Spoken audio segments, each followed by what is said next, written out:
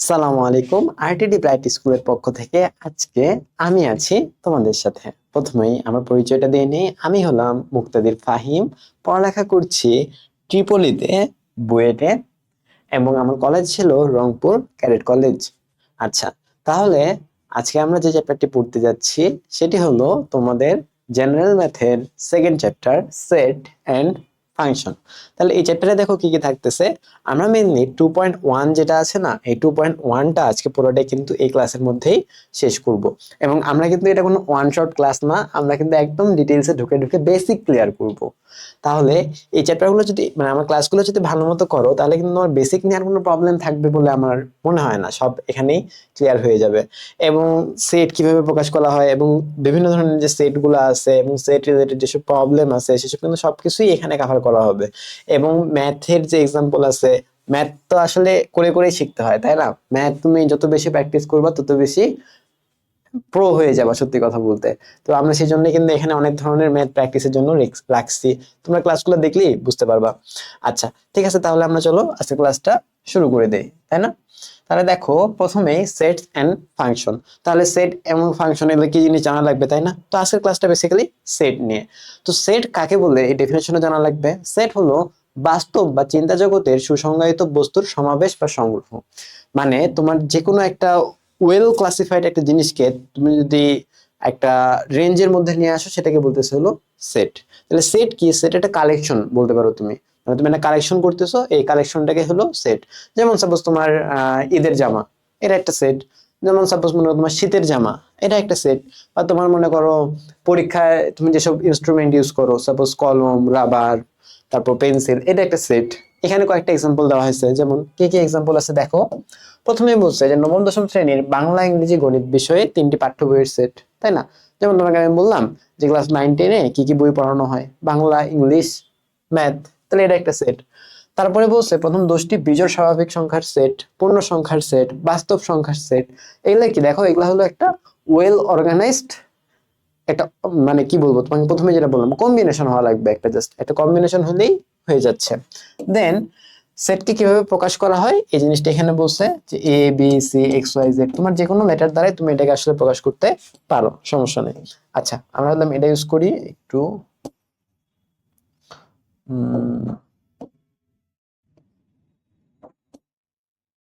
আচ্ছা, তাহলে ঠিক আছে। আচ্ছা, তারপরে দেখো সামনে আগাই। দেখো, এই সেটের মধ্যে অনেকগুলো এলিমেন্ট ইউজ করতেছে না। যেমন আমি যদি বলি যে তুমি ঈদে কি কি কিনছো, তুমি বলবে একটা পাঞ্জাবি, একটা প্যান্ট, একটা শার্ট। তাহলে একটা পাঞ্জাবি, একটা প্যান্ট, একটা শার্ট, এটা সবগুলোই কি তোমার ঈদের জামার সেটের একটা অংশ। তাহলে এই যে যে অংশগুলো তুমি পাইলা, পাঞ্জাবি, প্যান্ট, তারপর হলো শার্ট, এটা হলো প্রতিটাকে কি বলবে? এটাকে বলবে হলো উপাদান, সেটের উপাদান। বুঝতে পারছি? তাহলে এই যে দেখো, B equal to A B, এটা যদি একটা সেট হয় তাহলে এ এবং বি এই পুরোটাই কি হবে? এটা উপাদান। এবং উপাদানকে প্রকাশ করা হয় কি দ্বারা? প্রকাশ করা হয় এই সাইনটা দ্বারা। এই সাইনটাকে কি বলে? সাইনটাকে বলে হলো বিলংস টু। কি বলে?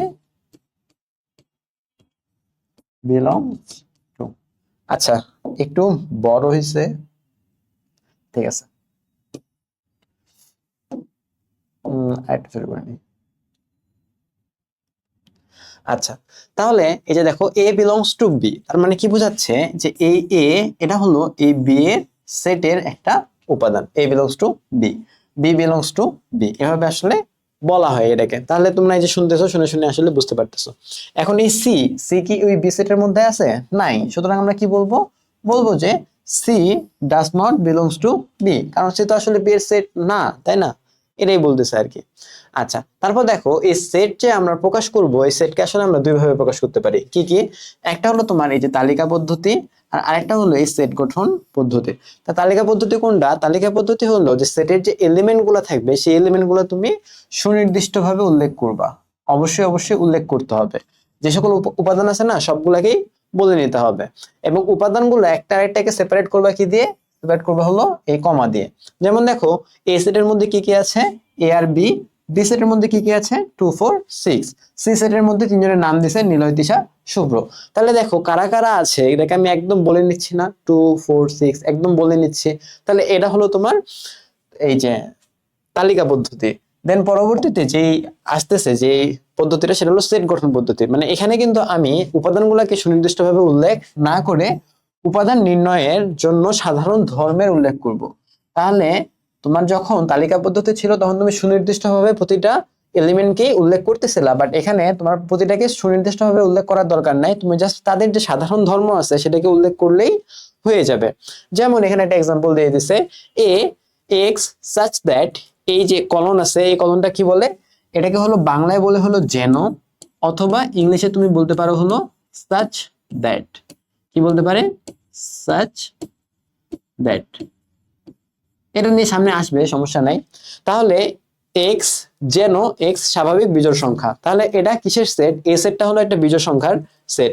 বি সেটটা কি দেখো, এক্স সাচ দ্যাট এক্স নবম শ্রেণীর প্রথম 5 জন শিক্ষার্থী, তাহলে তোমাদের 1 থেকে 5 রোল যারা আছে তাদের একটা সেট হলো বি সেট।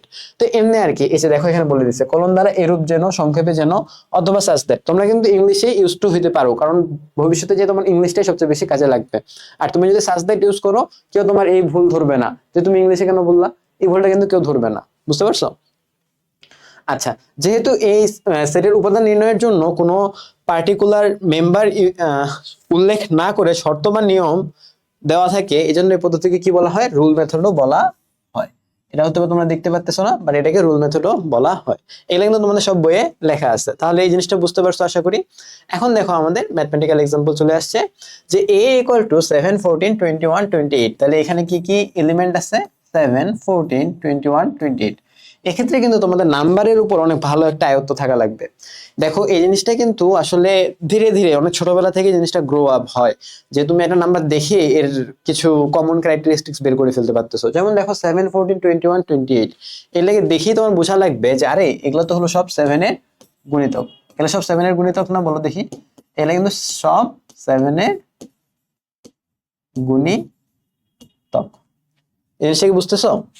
আচ্ছা, কিন্তু এখন কিছু ঝামেলা আছে, এটাকে তুমি কমন বৈশিষ্ট্যের মধ্যে বলতে হবে না? তো কমন বৈশিষ্ট্যের মধ্যে যদি নিয়ে আসো, তাহলে এটাকে তুমি তুমি যদি শুধু 7 এর গুণিতক বলো, তাহলে তো সবগুলা এমন হবে। বলো দেখি, 7, 14, 21, 28, আবার দেখো 35, তারপর আবার কি আছে 42, সবগুলাই তো আছে, তাই না?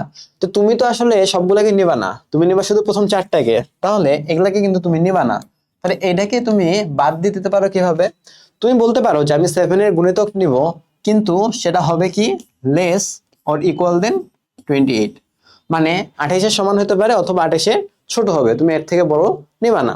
তাহলে এই সেটটাকে যদি তুমি সেট গঠন পদ্ধতিতে প্রকাশ করতে চাও, তাহলে এই সেটটাকে তুমি কিভাবে লিখতে পারো? দেখো, তুমি এটাকে লিখতে পারো a equal to x such that কি হবে? x হবে হলো তোমার 7 এর গুণিতক, অবভিয়াসলি x 7 এর গুণিতক। এটা তো হওয়াই লাগবে, তাই না? কিন্তু এক্সট্রা যে জিনিসটা তোমাকে সতর্ক থাকতে হবে সেটা হলো, এবং কি হতে হবে বলো দেখি, এবং x লেস অর ইকুয়াল দেন 28। তাহলে কিন্তু দেখো এই জিনিসটা হয়ে গেল। সরি, আমি এখানে ফার্স্ট ব্র্যাকেট দিয়ে ফেলছি। তোমার সেট যেটা আছে, সেটকে কিন্তু কখনোই ফার্স্ট ব্র্যাকেট দিয়ে প্রকাশ করা যায় না, সেটকে সবসময় সেকেন্ড ব্র্যাকেট দিয়ে প্রকাশ করতে হয়। এই জিনিসটা হয়তো এখানে বলা ছিল না, বাট এই জিনিসটা মাথায় রাখো যে এক্স কে সবসময় কি, সেটকে সবসময় সেকেন্ড ব্র্যাকেট দিয়ে প্রকাশ করতে হয়। আচ্ছা, এখন তাহলে আমরা এখানে কি এক্সাম্পলটা দেখলাম? এখানে ছিল তোমার একটা তালিকা পদ্ধতি ছিল, তালিকা পদ্ধতি থেকে আমি সেট পদ্ধতিতে নিয়ে আসলাম। এখন দেখো এখানে একটা কি আছে, সেট পদ্ধতি আছে, সেট পদ্ধতি থেকে তুমি তালিকা পদ্ধতিতে নিয়ে যাবা। তাহলে এখানে বলছে x such that x 28 এর গুণিতক। আচ্ছা, এখানে মনে হয় আমি কমাটা দিতে ভুলে গেছিলাম, তাই না? তাহলে এখানে কি করতে হবে? এখানে কিন্তু অবশ্যই একটা কমা দিতে হবে। আচ্ছা, কমা যদি নাও দাও স্টিল তো এটা সমস্যা হওয়ার কথা না। আচ্ছা দেখি তো, হ্যাঁ হ্যাঁ হ্যাঁ, সমস্যা নেই, কমা দেওয়াই লাগবে, ব্যাপারটা এমন না।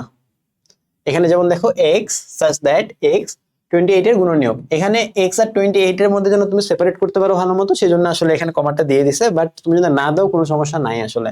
এখন তাহলে আমাদের কি করতে হবে? 28 এর যে গুণনীয়কগুলো আছে সেগুলো কিন্তু আমাকে বের করে ফেলতে হবে।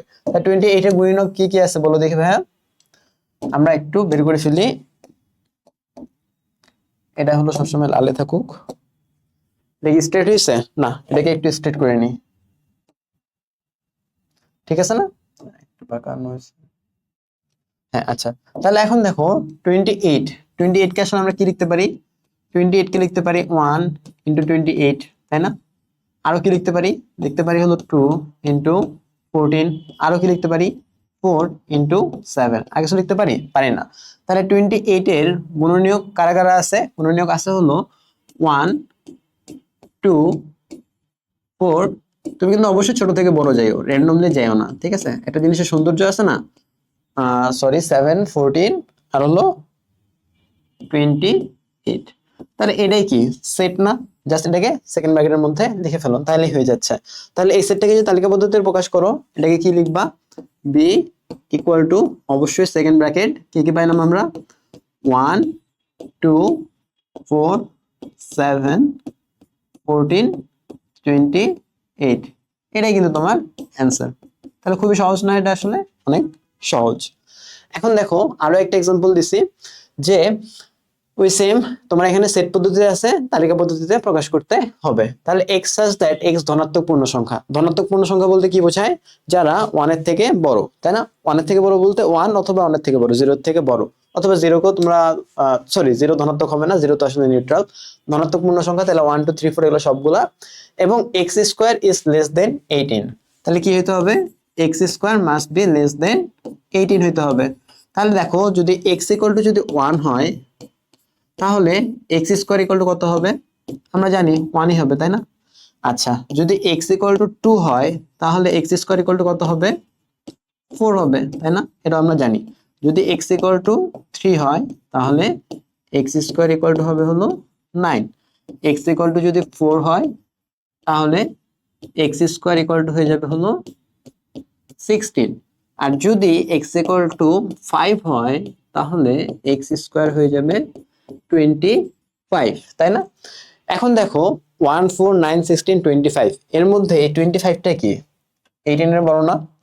এই 25টা কিন্তু গ্রেটার দেন 18, যার ফলে আমি কি করব? এই 25টাকে কিন্তু আমি আর নেব না। তাহলে কারা কারা থাকতেছে? দেখো থাকতেছে হলো 1 4 9 আর 16।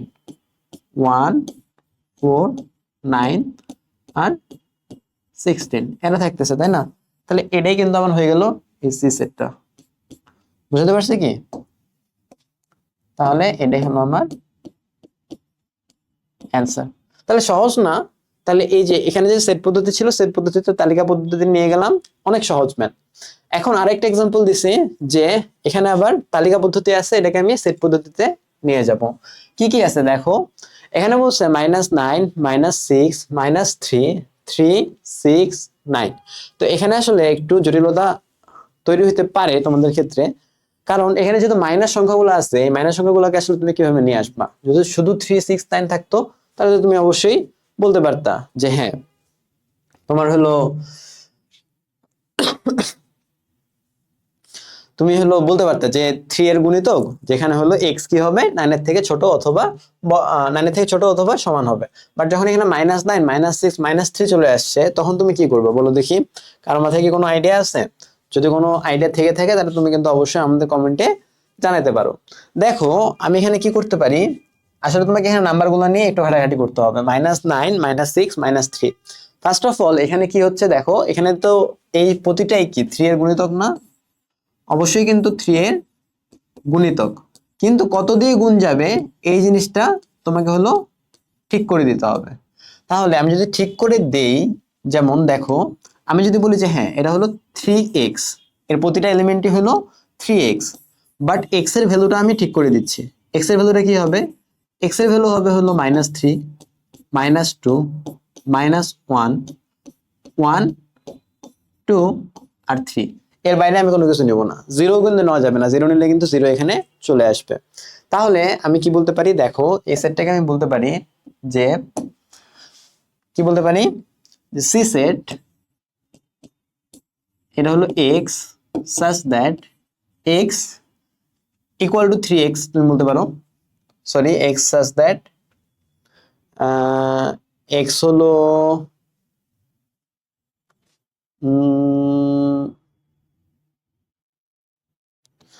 আচ্ছা এখানে x ইকুয়াল টু, এভাবে তুমি আসলে বলতে পারো যে x ইকুয়াল টু 3y বললা, 3y বললা, এবং y ইকুয়াল টু কি হবে, এবং y হলো তোমার -3 এর থেকে বড় হবে এবং 3 এর থেকে ছোট হবে।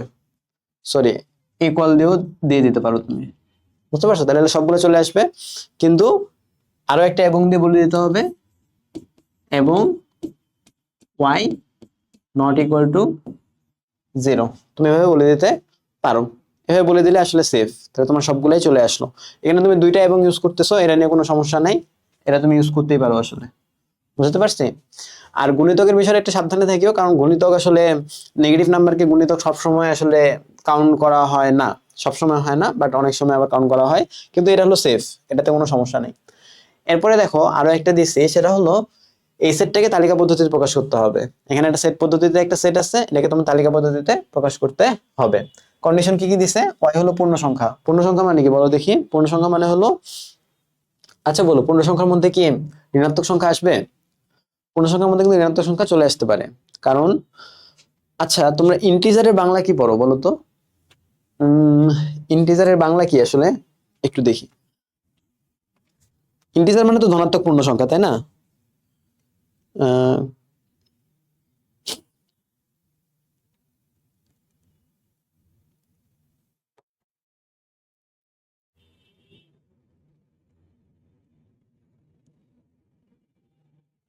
ইন্টিজারকেও তো শুধু পূর্ণ সংখ্যাই বলতেছে, এখানে আসলে একটা ডাউট লেগে যাবে আসলে। ইন্টিজার মানে কি? আচ্ছা তোমাদেরকে ইন্টিজার বলতে আসলে কি বোঝায় এই জিনিসটা একটু ক্লিয়ার হয়ে নেওয়া লাগবে আগে, বুঝতে পারছো? দাঁড়াও তোমাদের ম্যাথ বইয়ে দেখি। বাস্তব সংখ্যা, positive number,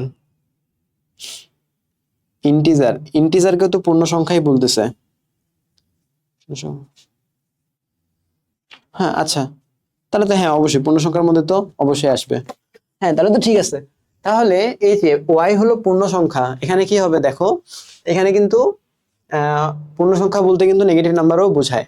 so y cube is less or equal than 18। এখানে কিন্তু তালিকা পদ্ধতিতে প্রকাশ করা একটু ঝামেলা হয়ে যাবে। কেন ঝামেলা হয়ে যাবে দেখো, কারণ যেহেতু বলছে পূর্ণ সংখ্যা না, লেস অর ইকুয়াল দেন 18 বলুক, সমস্যা নাই, সেটা কোনো সমস্যা নাই।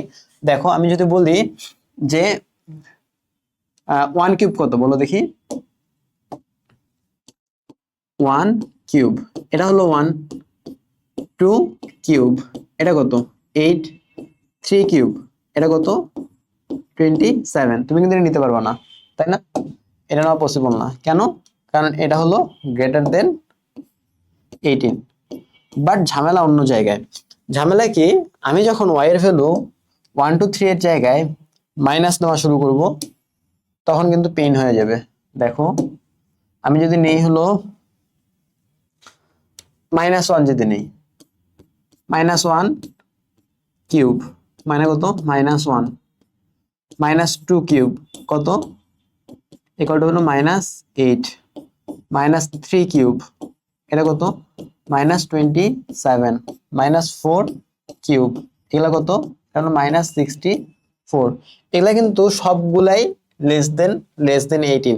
তাহলে যেহেতু এটা নেগেটিভ সংখ্যা না, তাহলে তুমি যেগুলা নেগেটিভ নাম্বার নিচ্ছ, এগুলা কিন্তু নেগেটিভ নাম্বার তুমি তোমার ইচ্ছা মতো নিতে পারো, এখানে কিন্তু কোনো সমস্যা নাই। তাহলে এখানে কিন্তু একটু স্পেসিফিক ভাবে বলা একটু টাফ হয়ে যাবে আসলে, মানে তোমার স্পেসিফিক ভাবে বলা একটু টাফ হবে। দাও আমি চেষ্টা করি। যে দেখো এটাকে যদি আমি তালিকা পদ্ধতিতে প্রকাশ করি, সি ইকুয়াল টু কি হবে? সি ইকুয়াল টু হবে হলো, এদিকে কি আসবে? -ইনফিনিটি চলে আসবে, কমা, ডট ডট ডট ডট, তুমি এখানে দেবা হলো -3, -2, -1। পূর্ণ সংখ্যা তো 0 চলে আসবে, 1 2, 1 2 পর্যন্ত যাবে, তারপর আর যাবে না। এই তো নিতে পারবো না তুমি, তাই না? আচ্ছা আরেকবার তোমাদের জন্য আমি চেক করে নেই, কারণ পূর্ণ সংখ্যা বলতে তো আসলে সেটাই তো। তাহলে এখানে আসলে স্পেসিফিকলি প্রকাশ করা পসিবল না, কারণ মাইনাস তো এটা শেষ নাই, এখানে তোমার সবগুলো নাম্বারই হবে আসলে, বুঝতে পারছি? আচ্ছা তারপরে দেখো সসীম সেট। তো এখন আসলে আমরা একটু কয়েক প্রকারের সেট দেখবো। সসীম সেট কোনগুলা? যে সেটের উপাদান সংখ্যা গণনা করা যায়। কয়টা আছে তুমি স্পেসিফিক্যালি বলতে পারো। যেমন এখানে কি গণনা করে নির্ধারণ করা যায়, তাকে সসীম সেট বলে। যেমন D equal to X Y Z, এর উপাদান কয়টা? 3টা। এ ইকুয়াল টু 3 6 9 60 পর্যন্ত গেছে, এখানে উপাদান কয়টা? 20টা, বোঝা যাচ্ছে। এক্স মৌলিক সংখ্যা এবং 30 থেকে 70 এর মাঝে কয়টা মৌলিক সংখ্যা আছে তুমি বের করতে পারবা, সুতরাং সসীম সেট। মানে এর উপাদান কয়টা আছে, এই সেটের উপাদান কয়টা, এটা তুমি বের করতে পারবা গুনে গুনে, তাহলে সেটা হলো সসীম সেট। আর যদি এমন হয় যে তুমি গুনে গুনে শেষ করতে পারতেছো না, সেটা হয়ে যাবে অসীম সেট। তাহলে এখানে যে আমি যেটা পাইছি, এটা কিন্তু তোমার অসীম সেটের একটা এক্সাম্পল অলরেডি পেয়ে গেছে। তাহলে এই সি, এটা কি? এটা দেখো, এটা হলো তোমার অসীম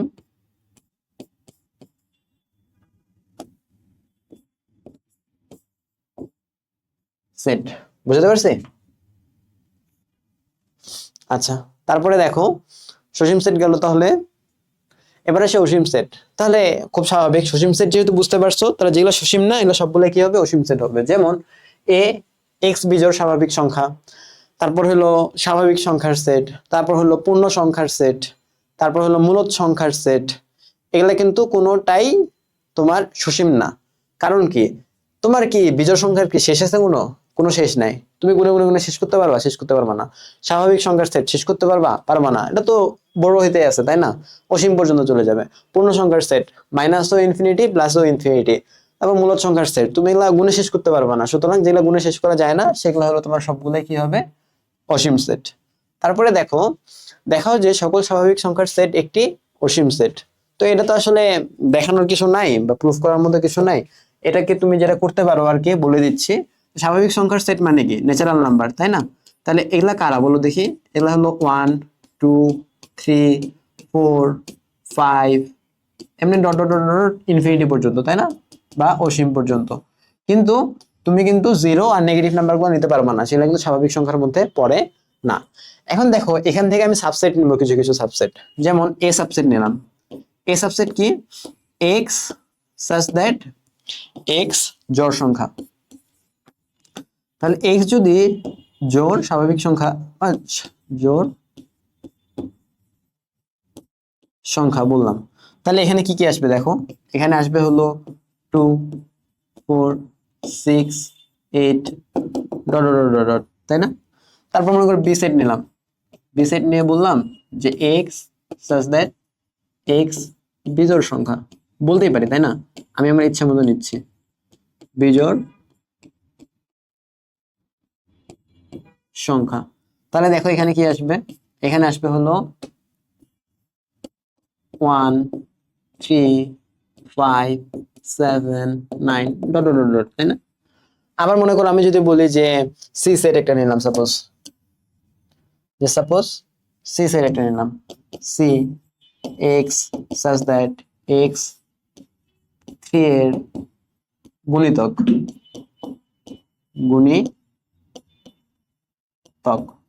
তাহলে এখানে আবার কি আসবে দেখো? এখানে আসবে হলো আবার 3 6 9 12 ডট ডট ডট। এরকম দেখো, এরকম তুমি অসংখ্য ধরনের সাবসেট বা উপসেট নিয়ে আসতে পারো। উপসেট কি জিনিস একটু দেখবো একটু পরে। তো এরকম উপসেট নিয়ে আসতে পারো। এবং A set B set C set এগুলা কিন্তু একটাও কি না তোমার হলো সসীম না। এগুলা কিন্তু আমরা যখন অসীমের যখন এক্সাম্পল দেখছি, তখন কিন্তু এই এক্সাম্পল গুলাই দেখছি, যে হলো দেখো বিজোড় সংখ্যার সেট, তারপর হলো জোড় সংখ্যার সেট, এগুলা একটাও কি না তোমার কিন্তু এর মধ্যে পড়ে না, সসীম সেটের মধ্যে পড়ে না, এগুলো সবগুলো অসীম সেট।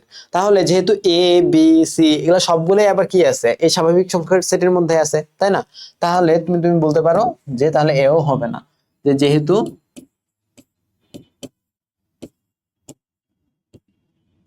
লেখাটা খুবই বাজে হয়েছে, এখানে সুন্দর করে একটু লিখি। যেহেতু এ বি সি অসীম সেট,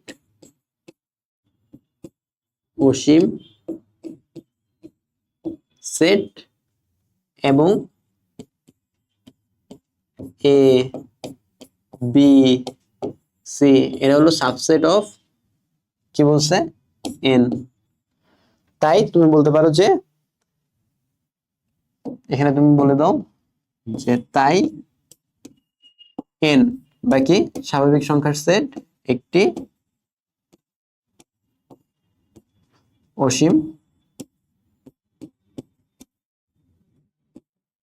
অসীম সেট। বুঝতে পারছি? সাবসেট কি জিনিস, এই জিনিসটা দেখবা, এই সাইনটা কি একটু সামনেই আসবে, সমস্যা নেই।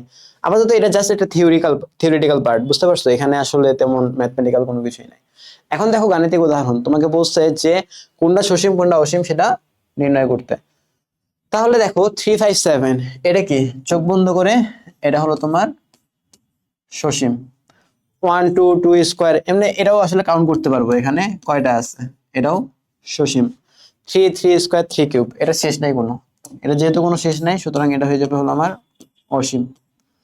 তারপর x such that x পূর্ণ সংখ্যা এবং x is less than 4। এখন পূর্ণ সংখ্যা কি, নেগেটিভ যেগুলো সংখ্যা আছে এই নেগেটিভ সংখ্যাগুলো তো পূর্ণ সংখ্যা, তাই না? তাহলে 4 এর থেকে ছোট এরকম পূর্ণ সংখ্যা কয়টা পাবো বলো দেখি? এরকম পূর্ণ সংখ্যার কিন্তু কোনো শেষ নাই, কারণ কি -3 -2 -7 -8 -9 সবগুলোই 4 এর থেকে ছোট, তাই এটা কি হয়ে যাবে, অসীম হয়ে যাবে। তারপরে দেখো পি বাই কিউ, পি ও কিউ পরস্পর সহমৌলিক এবং কিউ ইজ গ্রেটার দ্যান 1। তাহলে এটা আসলে বেসিক্যালি ওই যে মূলদ সংখ্যার যে সেট ছিল ওটাই আসলে, সুতরাং এটা আমরা কাউন্ট করে শেষ করতে পারবো না, এটাই হলো অসীম সেট।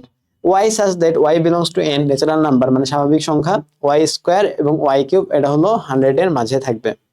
হ্যাঁ অবশ্যই এরকম ওয়াই কিছু পাওয়া যাবে যারা হলো তোমার কি বলছে, দাঁড়াও, Y square is less than 100, y cube is greater than 100, y square is less than 100, y cube is greater than 100 in 8। হ্যাঁ এটা সসীম হবে। আচ্ছা বলো দেখি, এটাকে এটাকে প্রকাশ করো, এটাকে হলো তোমার ইয়াতে প্রকাশ করো, ওই যে কিসের জন্য, সেট পদ্ধতি, আর একটা হলো তোমার আরেকটা কি যেন পদ্ধতি, পদ্ধতির নামই ভুলে গেলাম, সেট পদ্ধতি আর তালিকা পদ্ধতি। তালিকা পদ্ধতিতে প্রকাশ করো দেখি, এটাকে এটাকে তালিকা পদ্ধতিতে প্রকাশ করো। দেখো এখানে বলছে ওয়াই স্কোয়ার আর ওয়াই কিউব, ওয়াই স্কোয়ার 100 এর থেকে ছোট হইতে হবে, বাট ওয়াই কিউব 100 এর থেকে বড় হইতে হবে। তাহলে এখানে কি কি নাম্বার হইতে পারে দেখো, first of all Y square যেহেতু লেস দেন 100, সুতরাং এখানে কারা কারা আসবে বলি একটু। আচ্ছা আমি নতুন স্লাইড নিয়ে নেই।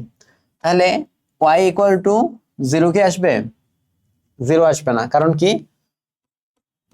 ওয়াই কিউব করো, Y cube is less than 100, সুতরাং এটা নেওয়া যাবে না। ওয়াই ইকুয়াল টু যদি 1 নাও তাহলে ওয়াই কিউব লেস দেন 100, 2 3 4 এলে কেউ আসবে না। দেখো 5 কিউব, 5 কিউব হলো কত, 1 2 5, আর 5 স্কোয়ার কত, 5 স্কোয়ার হলো 25, সুতরাং এটাকে নেব।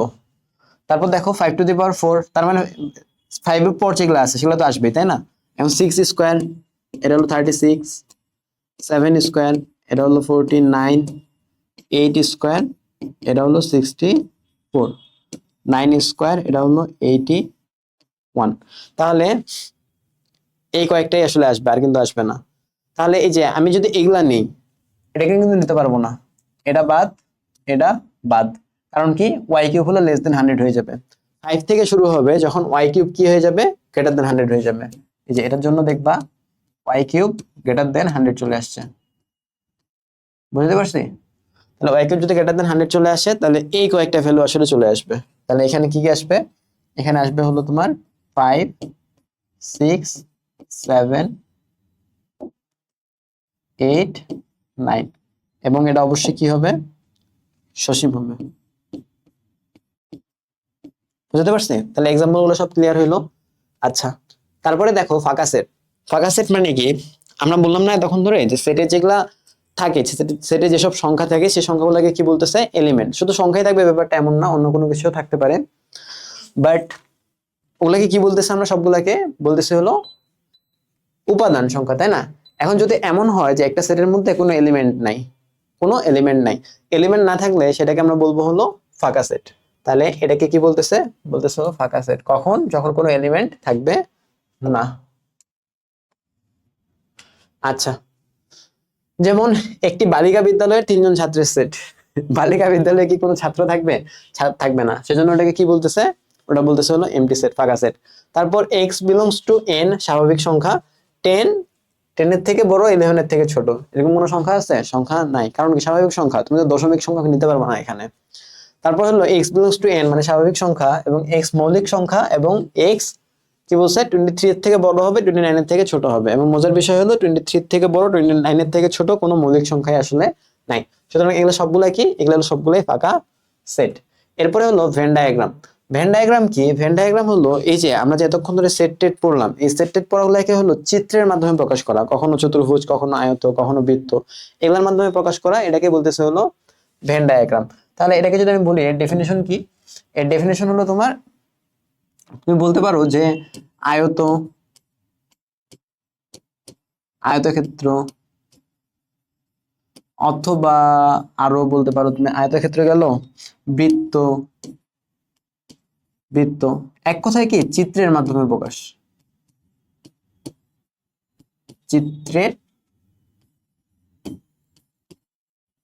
মাধ্যমে সেটকে প্রকাশ, এটাই হলো ভেন ডায়াগ্রাম। চিত্রের মাধ্যমে সেটকে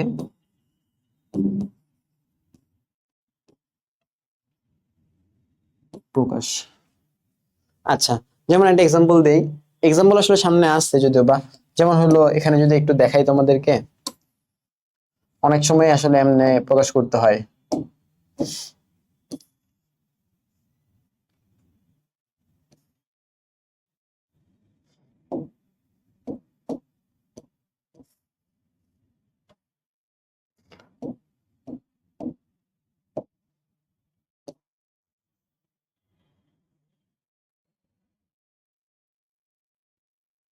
আচ্ছা, তাহলে এটা মনে করো হলো এ সেট, এটা হলো বি সেট, আর এই পুরা যেটা আছে সেটা হলো ইউনিভার্সাল সেট। ইউনিভার্সাল সেট কি একটু পরে দেখবা। তাহলে যে দেখো এ সেট আর বি সেট কে আমি কি করতেছি, চিত্রের মাধ্যমে প্রকাশ করতেছি না, এটাই হলো ভেন ডায়াগ্রাম, আর কোনো কিছু না। এর নাম ভেন ডায়াগ্রাম কেন হয়েছে? কারণ এটা হলো বিজ্ঞানী ভ্যান আবিষ্কার করছেন, তাই। বুঝতে পারছি? আচ্ছা, তারপরে দেখো উপসেট, এই যে একটু আগে বলছিলাম না উপসেটের কথাটা, এই যে উপসেট কিন্তু চলে আসছে। তাহলে দেখো পি ইকুয়াল টু 1 2 3, এটা একটা হলো তোমার সেট, পি ইকুয়াল টু 1 2 3 একটা সেট। আচ্ছা, সাদা নিয়ে তো দেখা যাবে না, এটা একটা সেট, কিউ ইকুয়াল টু 2 3 একটা সেট, আর ইকুয়াল টু 1 3 একটা সেট। তাহলে পি কিউ এবং আর প্রত্যেকে পি এর উপসেট। কেন? কারণ এই যে দেখো কিউ এর যে 2 আর 3, এটা দেখো এখানে আছে, 2 আছে, 3 এখানে আছে। আবার আর দেখো 1 আর 3, এটাও দেখো এখানে আছে, আর 3 এটা তো এখানে আছেই, তাই না? তাহলে কিউ আর আর এর যেসব এলিমেন্ট বা উপাদান আছে সেই উপাদানগুলো কিন্তু অলরেডি পি এর মধ্যে আছে। তাহলে আমি বলবো যে কিউ এবং আর এই সেট দুইটার এলিমেন্ট গুলো আসলে পি এর এলিমেন্ট থেকেই আসছে। সেজন্য আমি বলবো কিউ আর আর হলো পি এর উপসেট। বুঝতে পারছি? তাহলে যদি কোনো সেটের এলিমেন্ট অন্য একটা সেটের এলিমেন্ট থেকে নেওয়া হয়, তাহলে সেটাকে আমরা বলবো হলো উপসেট। এবং এটাকে প্রকাশ করবো কি দ্বারা? এটাকে প্রকাশ করবো হলো এই যে এই সাইনটা দ্বারা, এই সাইনটা দ্বারা, এই সাইনটা দ্বারা, এই যে এটা, এই সাইনটা দ্বারা। এই সাইনটার নাম কি? এই সাইনটার নাম হলো তোমার, তো এমনিতে তো সাবসেটেরই সাইন, বাট এটাকে বলা হয় হলো বিলংস টু। কি বলা হয়? Belongs to. এটা কিন্তু ইংলিশেই বলো, তোমরা ইংলিশে বললেই সুবিধা হবে। তাহলে এখানে কি বোঝাচ্ছে যে আর বিলংস টু পি, মানে কি? আর বিলংস টু পি বলতে বোঝায় হলো আর পি এর একটা সাবসেট, মানে আর এর যেসব এলিমেন্ট আছে সেগুলো কি হয়, পি এর বিলং করে। বিলং করা মানে কি? মানে হলো সেটা ওখানকার। বুঝতে পারছো?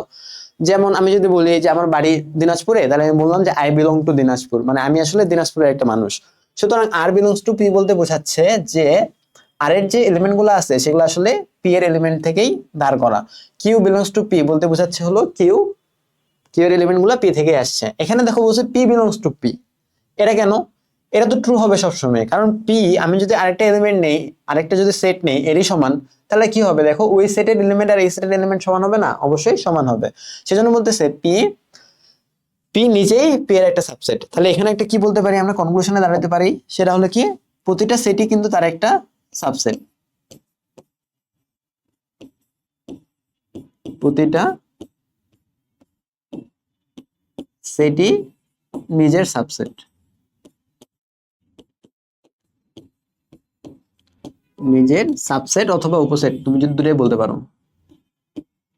সাবসেট অথবা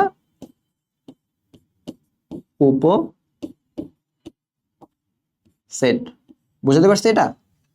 আচ্ছা, এখন নরমালি উপসেট আবার দুই প্রকার হতে পারে, এখানে কি আছে? আছে। আচ্ছা, তাহলে যেটা বলতেছিলাম যে উপসেট আবার কিন্তু দুই প্রকার হতে পারে। কি কি? একটা হলো প্রপার সাবসেট, আরে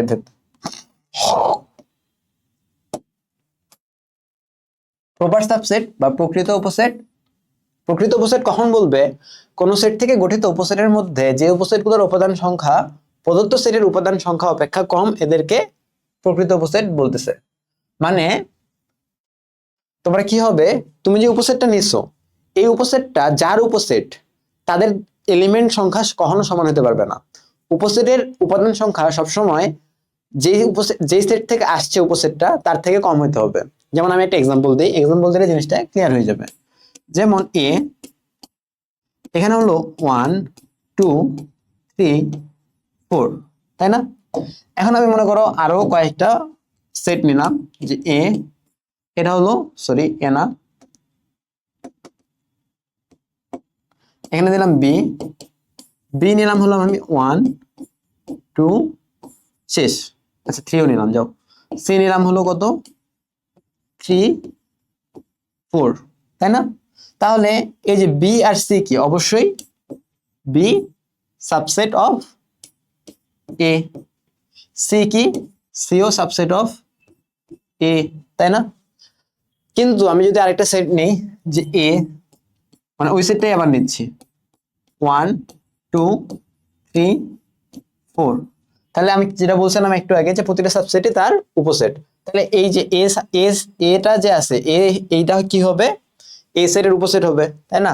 তাহলে আমি কি বলতে পারি? এ সাবসেট অফ এ বলতে পারি, তাই না? কিন্তু মজার বিষয় হলো এই বি সেটের উপাদান সংখ্যা কয়টা? দেখো, উপাদান সংখ্যা হলো 3টা। সি সেটের উপাদান সংখ্যা কয়টা? 2টা। এ সেটের উপাদান সংখ্যা কয়টা? 4টা। এই 3 আর 2 কি 4-এর থেকে কম না? যেহেতু 4-এর থেকে কম, তাই এরা হয়ে যাবে কি? এরা সবগুলো হয়ে যাবে হলো তোমার উপসেট, মানে এরা হয়ে যাবে প্রকৃত উপসেট। যে প্রকৃত উপসেট, কারণ কি বলছে দেখো, যে সেটের উপাদান সংখ্যা তোমার অপেক্ষা কম হইতে হবে। মানে তোমার যেই প্রদত্ত সেট আছে, প্রদত্ত সেট তো এটা, তাই না? প্রদত্ত সেটের অপেক্ষা এই বি আর সি সেটের উপাদান সংখ্যা কি হইতে হবে? কম হইতে হবে। দেখো 3 আর 2 4-এর থেকে কম, তাই এরা হয়ে যাবে হলো তোমার বি আর সি কি হয়ে যাবে?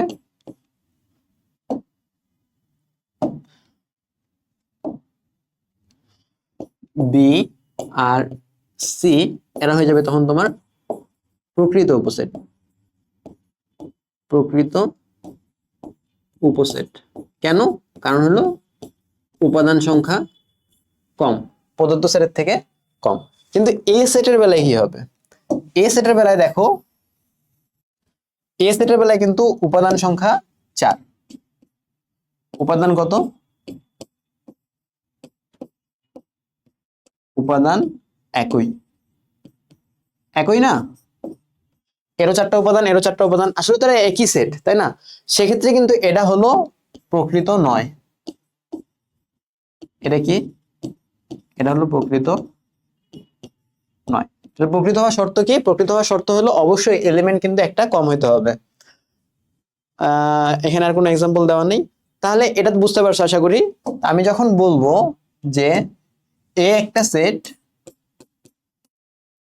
1 2 3 4, তাহলে অবশ্যই 1 2 3 4 এই সেটটা এই সেটের একটা উপসেট হবে, কিন্তু প্রকৃত উপসেট না।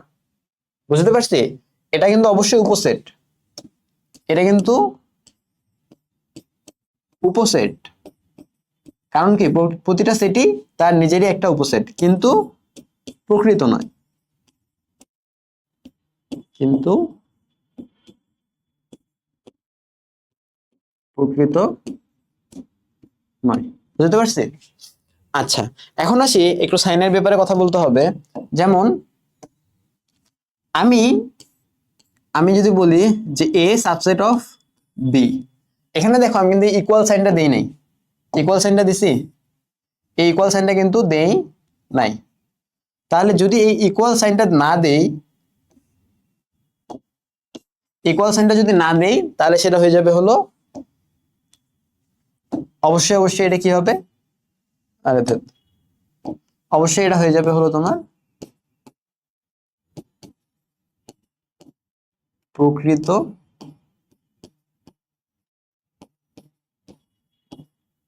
উপসেট। আর যদি আমি বলি যে এ সাবসেট বি, মানে এখানে তুমি ইকুয়াল সাইন দিলাম, তাহলে ইকুয়াল সাইন দেওয়ার ফলে তখন তুমি আসলে কি বলতে পারো যে প্রকৃত হতেও পারে নাও পারে, তুমি শিওর না, প্রকৃত হতেও পারে নাও পারে।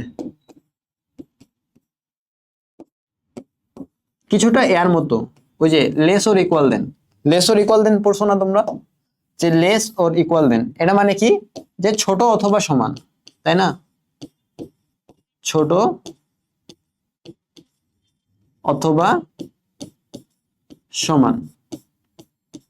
তাহলে বি, এই যে গ্রেটার অর ইকুয়াল দেন এটা দ্বারা কি বোঝায়, এটা দ্বারা বোঝায় হলো বড় অথবা সমান। ঠিক সেম ভাবে এটা দ্বারা কি বোঝায়, এটা দ্বারা বোঝায় হলো প্রকৃত অথবা সমান। যদি তোমার হলো এলিমেন্ট সংখ্যা বা উপাদান সংখ্যা যদি সমান হয়ে যায় তাহলে তো সেটটাই সমান হয়ে যাচ্ছে, তাই না, প্রকৃত অথবা সমান। তোমরা বুঝতে পারছো, আশা করি সব ক্লিয়ার করছি কিন্তু। আচ্ছা, এখন দেখো এক্সাম্পলে চলে আসছি, যে P equal to X Y Z একটা সেট দিয়ে দিছে, এর উপসেট গুলো লেখো এবং সেগুলো থেকে প্রকৃত উপসেট বাছাই করো। তাহলে দেখো আমরা ম্যাথে চলে যাই, এক্স ওয়াই জেড দিয়ে দিছে তাই না, তাহলে প্রথমে একটা একটা করে এলিমেন্ট নেই। দেখো এক্স এর একটা সেট হবে, ওয়াই এর একটা সেট হবে, জেড এর একটা সেট হবে। এবার দুটো দুটো করে এলিমেন্ট নেই, দুটো দুটো করে নিলে কি হবে, এবার এক্স আর ওয়াই নিলাম, এরা একটা সেট হবে। এবার মনে করো ওয়াই আর জেড নিলাম, এরা একটা সেট হবে। আর এবার মনে করো কি নিলাম, এক্স আর জেড নিলাম, এরা একটা সেট হবে। এগুলা কিন্তু সবগুলাই সাবসেট উপসেট। আবার এবার মনে করো আমি তিনটাই নিলাম, তিনটা নিলে কি হবে, এক্স ওয়াই জেড। আচ্ছা, এখানে একটা জিনিস খেয়াল করো, যে আমি এক্স আর জেড যা কথা, এটাকে যদি আমি জেড আর এক্স লিখতাম, জেড জেড আর এক্স লিখতাম, তাহলে বেসিক্যালি নো ডিফারেন্স, এদের মধ্যে কোনো পার্থক্য নেই। বুঝতে পারছো? এখানে কি লিখে দিই, পার্থক্য নেই। আচ্ছা, তোমাদের জন্য এটা আমি লিখিয়ে রাখি ভালো মতো, নাকি লেখা আছে একটু দেখে নেই।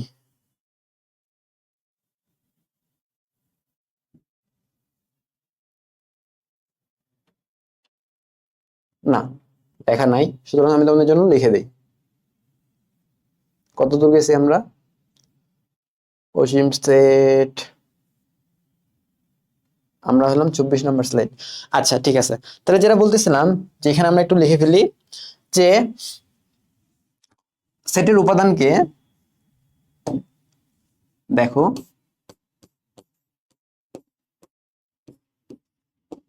সেটে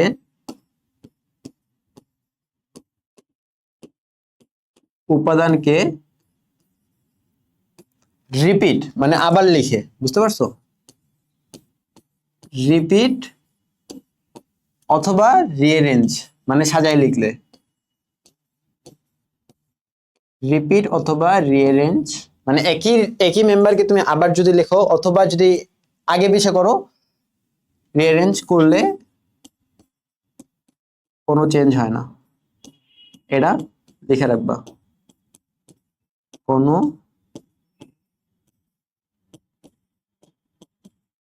পরিবর্তন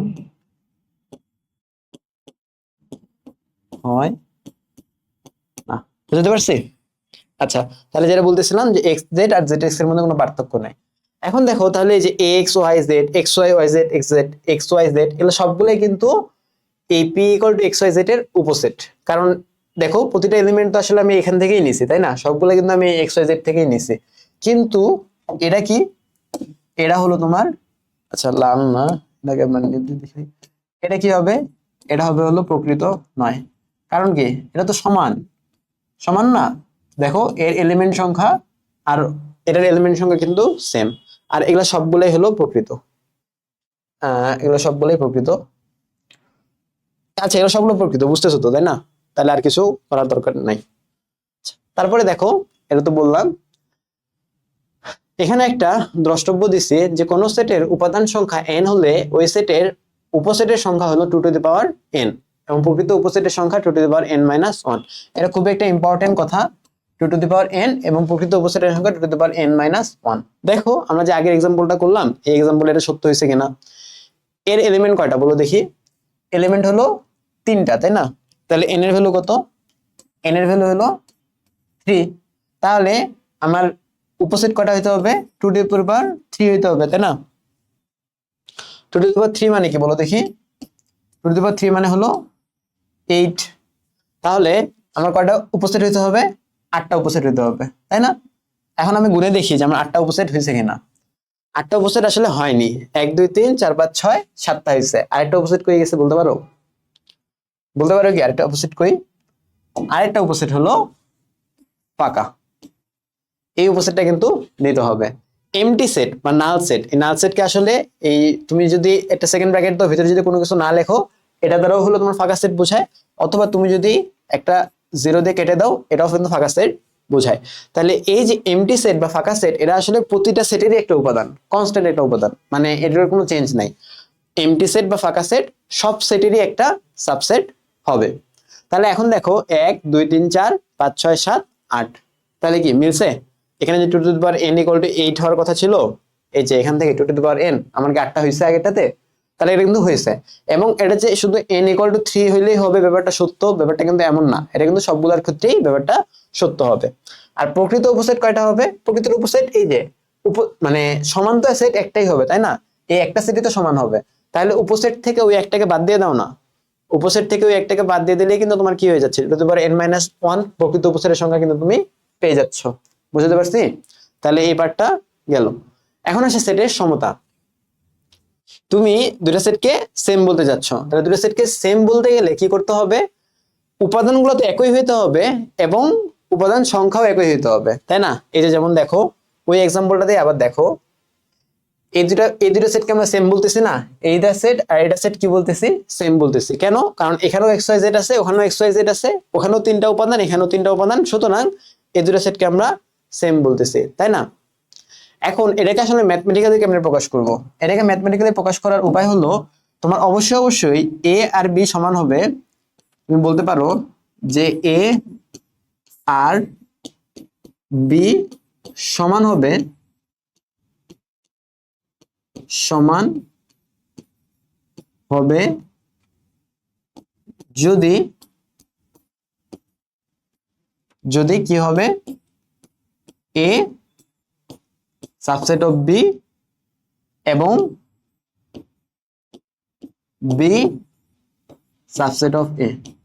যদি এই কন্ডিশনটা মেনে চলে তাহলে সমান হবে। এখানে আসলে যদি এবং কেবল যদি, মানে এই কন্ডিশনটাই মানা লাগবে। যদি এবং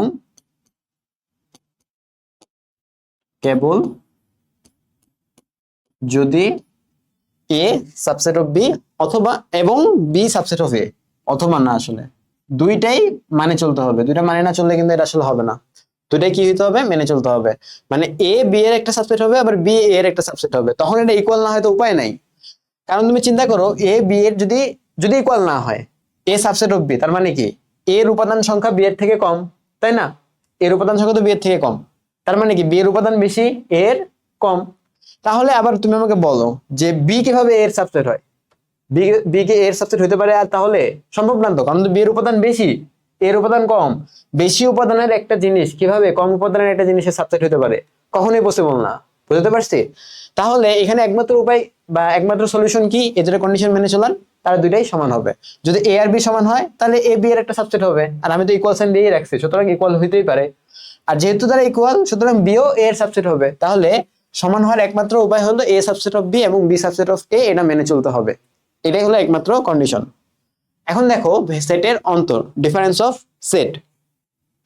তাহলে ডিফারেন্স অফ সেট বলতে কি বোঝায়? যে সাপোজ এ একটা সেট আছে, বি একটা সেট আছে। এক্সাম্পল দিচ্ছি, যে আচ্ছা হলো দিয়ে দেখো এ একটা সেট আছে, সাপোজ এটা হলো তোমার 1 3 আর হলো 4, আর বি আমি বলতেছি হলো 3, 4। তাহলে এ ডিফারেন্স বা ডিফারেন্স অফ সেট এটা এটা হলো বোঝাবে কেমন, এ মাইনাস বি বোঝাবে তাই না, এ মাইনাস বি তো বোঝাবে। তো এটাকে এ মাইনাস বি, এটা তখন হয়ে যাবে কেমন 1 3 4 মাইনাস 3 4, তাই না? তাহলে বোঝাই যাচ্ছে যে এই 3 আর 4 উপাদানটা কি হবে, এ সেটের উপাদান থেকে বাদ চলে যাবে, তাই না? 3 আর 4 উপাদানটাকে বাদ দিয়ে দিতে হবে, বিয়োগ বলতে তো এটাই বোঝায় যে বাদ দেওয়া বোঝায়, তাই না? তাহলে কি পড়ে থাকবে বলো দেখি, পড়ে থাকবে হলো শুধু 1। এটাকে বলা হয় কেমনে, এটাকে বলা হয় হলো বা রিডিং পড়া হয় এটাকে এ বাদ বি, বাংলায় বলে আর কি, বুঝতে পারছো? এ বাদ বি। এটাকে প্রকাশ করার আরো অনেক উপায় আছে। কি কি উপায় দেখো এখানে লিখে দিচ্ছি। এটাকে প্রকাশ করা হলো এ সি দ্বারা। এসি বলতে কি বোঝায়, এস সরি ভুল বলছি, এ বাদ B, A complement B complement. আচ্ছা, এটাকে প্রকাশ করা হলো আরো একটা প্রকাশ আছে, সেটা হলো এ স্ল্যাশ বি, এটা দ্বারা প্রকাশ করে, বুঝতে পারছো? এ স্ল্যাশ বি, এটাকেও বলতেছে হলো এ বাদ বি, অথবা এটাকে আরেকভাবে বলে সেটা হলো এ ইন্টারসেক্ট বি। কি বলে, বলে হলো এ ইন্টারসেক্ট বি। আচ্ছা দাঁড়াও, sorry sorry sorry, A intersect B না, এ এই যে এটা দ্বারা প্রকাশ করা হয় এ মাইনাস বি অথবা এ বাদ বি, এভাবে প্রকাশ করা হয়, বুঝতে পারছি? আচ্ছা, এখন এখানে তোমাদেরকে আরো একটা এক্সাম্পল দিই, এই এক্সাম্পলটা আসলে জরুরি। যে আমি সাপোজ এই এক্সাম্পলটা দেখো, এ সেম আমি 1 3 4ই রাখলাম, 1 3 4, আর বি এর ভ্যালু দিয়ে দিলাম হলো 3 আর 5। এখন আমাকে বলো দেখি যে এ বাদ বি কি হবে, এ বাদ বি তো হলো এটা বোঝাবে তাই না, 1 3 4 মাইনাস 3 আর 5, এটা কত হবে বলতে পারো? দেখো আমার কি এ বাদ বি দ্বারা বোঝায় যে এ এর মধ্য থেকে বি এর উপাদানগুলো বাদ দিয়ে দেবো, বুঝতে পারছো? এ বাদ বি মানে বাদ বি, কাকে বাদ দিবা, বি কে বাদ দিবা। সুতরাং সেকেন্ড যে সেটটা থাকবে সেই সেটের যে উপাদানগুলো আছে সেগুলো ফার্স্ট সেটের উপাদান থেকে বাদ দিয়ে দিবা। সুতরাং কাকে কে বাদ দিতে হবে, বাদ দিতে হবে হলো তোমার এই যে 3 আর 5, তাই না? এই দুটোকে বাদ দিতে হবে। এখন দেখো এই 5 কি এখানে আছে, এই 5 তো আসলে এখানে নাই। সুতরাং কাকে বাদ দিবা, শুধু শুধু এই 3 কেই বাদ দাও, আর কাউকে বাদ দেওয়া লাগবে না, বুঝতে পারছো? শুধু 3 কে বাদ দিয়ে দিলেই হয়ে যাবে, আর কাউকে বাদ দেওয়া লাগবে না। তাহলে কি হবে, আমার অ্যান্সার কিন্তু 1 আর 4ই আসবে, 1 আর 4 চলে আসবে, কারণ 5 তো বাদ দিতে পারবো না আমি, 5 তো নাই সেটা, আমি ওকে বাদ দিব কই থেকে, তাই না? সুতরাং 5 কে বাদ দিতে পারবো না, আমার অ্যান্সার হবে 1 আর 4, বুঝতে পারছি? তাহলে এই জিনিসটা কিন্তু ক্লিয়ার করা জরুরি ছিল। এখন দেখো আমরা ম্যাথে চলে আসছি, x P P equal to x such that x 12 এর গুণনীয়ক সমূহ। এখন এটা কি আছে, এটা আছে সেট পদ্ধতিতে, আমাকে কি করতে হবে, এটাকে তালিকা পদ্ধতিতে নিয়ে যাইতে হবে। এখন তাহলে 12 এর গুণনীয়ক কি কি আছে বলো দেখি, আমি তাহলে ডিরেক্টলি লিখে ফেলতেছি, পি ইকুয়াল টু হয়ে যাবে হলো 1 2 3 4 6 আর হলো 12, তাই না? এটা হলো পি সেট। এবং কিউ সেট কি কি, কিউ সেট বলতেছে হলো তোমার, আচ্ছা কিউ সেটটা হলো তোমার এখানে লিখি, তাহলে দেখো কিউ সেট এটা বলতেছে এক্স সাজ দ্যাট এক্স 3 এর গুণিতক এবং লেস অর ইকুয়াল দেন 12। তাহলে কি হবে, এখানে হয়ে যাবে 3, এখানে হয়ে যাবে 6, এখানে হয়ে যাবে 9 আর 12, তাই না? 3 6 9 আর 12।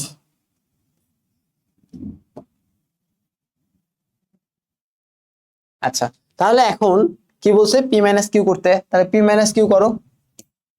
P minus Q. P minus Q করলে দেখো কি কি বাদ যাবে, 3 আছে এখানে, 3 কি এখানে আছে, বাদ দিয়ে দাও, তাহলে বাদ। 6, 6 কি এখানে আছে, বাদ। 9 এখানে আছে, নাই, আরে তাহলে 3 বাদ, 6 বাদ, 9 এখানে আছে, নাই, সুতরাং বাদ দিতে পারবো না। 12 এখানে আছে, আছে, বাদ দিয়ে দাও। তাহলে কারা কারা পড়ে থাকলো, 1 2 4। যারা নাই ওদেরকে নিয়ে তোমার কোনো মাথা ব্যথাও নাই, কারণ এদের ক্ষেত্রে তো নাই ভাই, আমি কিভাবে বাদ দেবো ওকে। 1 2 4, এটাই অ্যান্সার, শেষ। সহজ না ম্যাথ তাহলে? তারপরে দেখো সার্বিক সেট। সার্বিক সেট কি, এটাকে ইংলিশে বলা হলো ইউনিভার্সাল সেট। দেখো ডেফিনেশনটা দেখলেই বুঝতে পারবা, আলোচনায় সংশ্লিষ্ট সকল সেট একই নির্দিষ্ট সেটের উপসেট।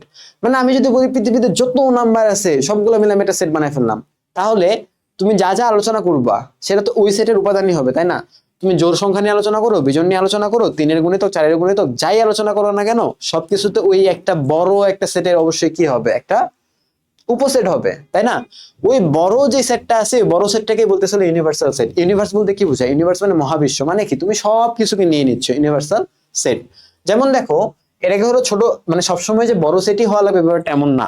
তুমি যদি উপসেটের সাপেক্ষে চিন্তা করো, তাহলে উপসেট গুলা যে আছে না, তুমি তো সবগুলো উপসেট নিচ্ছ, সেটা তো একটা পার্টিকুলার সেট থেকে আসতেছে। তাহলে যে পার্টিকুলার সেট থেকে আসতেছে সেই পার্টিকুলার সেটটাকে কিন্তু তুমি বলতে পারো যে ওই পার্টিকুলার সেটটা হলো এগুলা এগুলা সাবসেট গুলার জন্য ওটা হলো তোমার ইউনিভার্সাল সেট।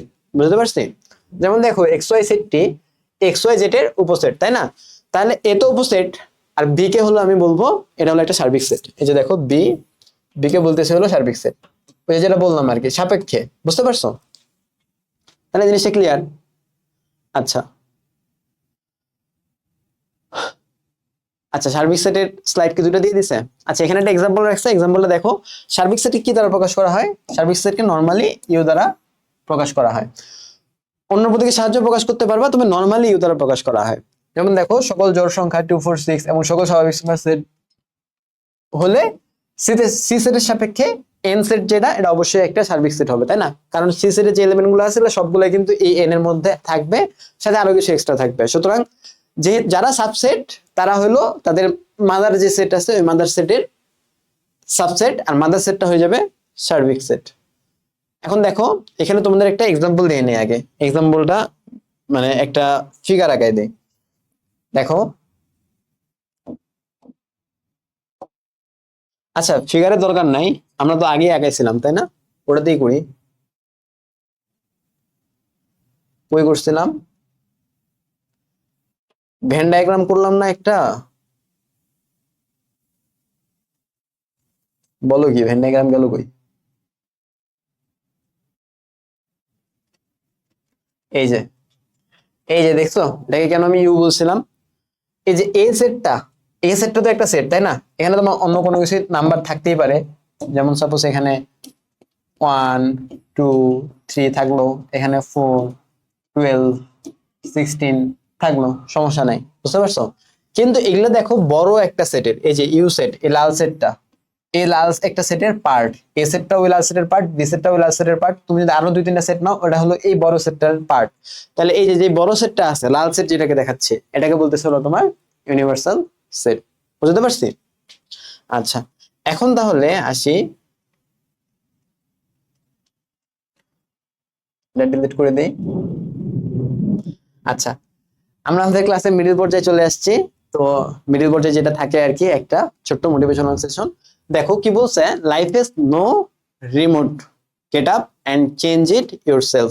মানে এখানে জিনিসটা এমন না যে আমরা টিভি চ্যানেল কেমনে চেঞ্জ করি, রিমোটে একটা বাটন ক্লিক করি চেঞ্জ হয়ে যায়। তো তোমার লাইফও তুমি এমনি ওভারনাইট চেঞ্জ করতে পারো না। যে তুমি ভাবতেছো যে তুমি পড়ালেখা করতেছো না, এসএসসির 1 মাস আগে তুমি তোমার লাইফে একটা রিমোট দিবা, রিমোটে বাটন চাপবা, একদম সব চেঞ্জ হয়ে যাবে, তুমি এখন থেকে দিনে 10 ঘন্টা পড়ালেখা করবা। ব্যাপারটা এরকম কখনোই হবে না। তুমি একদমই পড়ালেখা করো না, এখান থেকে 10 ঘন্টায় যাওয়া ইম্পসিবল। তোমাকে কি করতে হবে, ছোট ছোট স্টেপে যেতে হবে। তুমি হয়তোবা ঠিক আছে অনেক জোর টোর করে আজকে তুমি পড়লা 10 ঘন্টা, তুমি হয়তো বলতেছো ভাই আমি পারবো, তাই না? তুমি করতে পারো, চ্যালেঞ্জ নিলে করতে পারো, কিন্তু কয়দিন ওটা ধরে রাখতে পারবা? পারবা না ধরে রাখতে, শিওর। কারণ এই যে প্র্যাকটিস গুলো আছে, হ্যাবিট গুলো আছে, এগুলো টেক্স টাইম। তুমি একসাথে 10 ঘন্টায় লাফ দিলে তুমি পরের দিনে আবার কি করবা, ছেড়ে দিবা। বাট তুমি ধীরে ধীরে ইমপ্রুভ করো। তুমি আজকে 3 ঘন্টা পড়তেছো, কালকে 10 মিনিট বাড়াও, পরের দিন 20 মিনিট বাড়াও, এমনি বাড়াও। এর ফলে কি হবে, ধীরে ধীরে যে তোমার চেঞ্জ গুলো আসতেছে, এই চেঞ্জ গুলো লং টার্ম ধরে থাকবে। বুঝতে পারছি? তাহলে কোনো কিছুর জন্য অপেক্ষা করে থাকিও না, বুঝতে পারছো? যে একটা কোনো কিছু একটা আসবে, হুট করে আমি মোটিভেটেড হয়ে যাব, তারপর আমি পড়ালেখা শুরু করব। কারোর জন্য ওয়েট করিও না, কেউ তোমাকে পুশ আপ মানে পুশ করতে আসবে না। তোমার নিজেকে নিজেকে পুশ করতে হবে, তোমার কমফোর্ট জোন থেকে বের হইতে হবে। যারা কমফোর্ট জোন থেকে বের হইতে পারে তারাই আলটিমেটলি সাকসেসফুল হয়। আর যারা এই কমফোর্টের মধ্যে শুয়ে থাকে, গান শুনতেছে, ইউটিউব স্ক্রল করতেছে, রিলস দেখতেছে, শর্টস দেখতেছে, এদের কাছ থেকে ভাই মানে সাকসেসফুল হওয়াটা একটু টাফ, যারা হার্ড ওয়ার্ক করতেছে তাদের তুলনায়। তারা যারা মনে করে এসব ডিস্ট্রাকশন থেকে দূরে থাকে, তারা খুব সহজেই সাকসেসের পিনাকলে পৌঁছে যাবে। তাহলে আমার কথার মেইন মোটিভটা আশা করি বুঝতে পারছো। সামনে আগাই। দেখো পূরক সেট। পূরক সেট কি? Complimentary of A set. দেখো একটা সেট একটা সার্বিক সেটের অংশ, তাই না? এখন সার্বিক সেটে তো অনেক এলিমেন্ট, আর একটা সেটের তো পার্টিকুলার এলিমেন্ট। তো পার্টিকুলার এলিমেন্ট বাদ দিয়ে সার্বিক সেটের যেসব এলিমেন্ট বাকি পড়ে থাকতেছে ওটাকে বলতেছে হলো পূরক সেট। ইংলিশে বলতেছে কি? Complementary, complement of A set অথবা কমপ্লিমেন্টারি সেটও বলতে পারো। এটাকে প্রকাশ করা হলো এসি দ্বারা। তখন যেটা আমি বলতেছিলাম আর কি, এটাকে কি দ্বারা প্রকাশ করা হয়? A C. অথবা কি দ্বারা প্রকাশ করা হয়? আচ্ছা, এখানে অথবা সাইন দেওয়া আসলে ভুল হয়ে যাবে।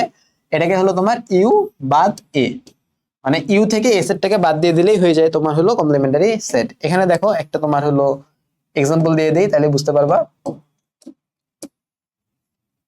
যেমন দেখো, এটা মনে করো হলো একটা সেট, বুঝতে পারছো? এটা মনে করো বি সেট। এটা যদি বি সেট হয়, আর এই পুরো সেটটা কি? U set. এই পুরোটা তো সর্বজনীন সেট, তাই না? Universal set. তাহলে এই বি সেট বাদে এই অংশগুলা যে আছে না, এই অংশগুলা দেখো, এই অংশগুলা, এটা তো একটা সেট, তাই না? এই সেটটা কি? এই সেটটাই হলো তোমার বি সি, বা তুমি বলতে পারো যে U minus B, U minus B. অথবা এটাকে তুমি কি করতে পারো? U slash B. তোমার যেমনি সুবিধা হয় তেমনি তুমি লিখতে পারো। বাট আমার মেইন মোটিভটা তো বুঝতে পারছো, তাই না? তাহলে পূরক সেট কোনটা? পূরক সেট হলো তোমার যদি এটা মিশাই দেই, বুঝতে তো পারছো তাই না?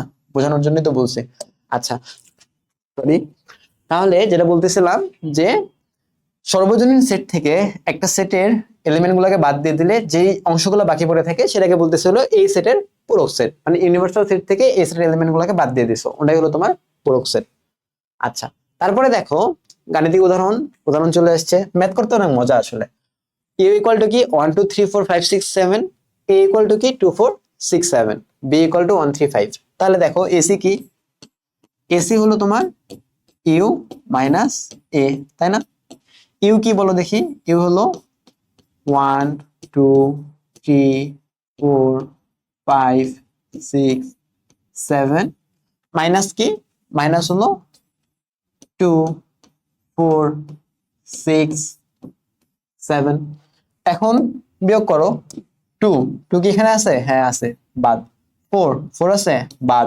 6 আছে, বাদ। 7 আছে, বাদ। তাহলে কি কি পড়ে থাকলো? দেখো পড়ে থাকলো হলো তোমার 1 3 আর 5।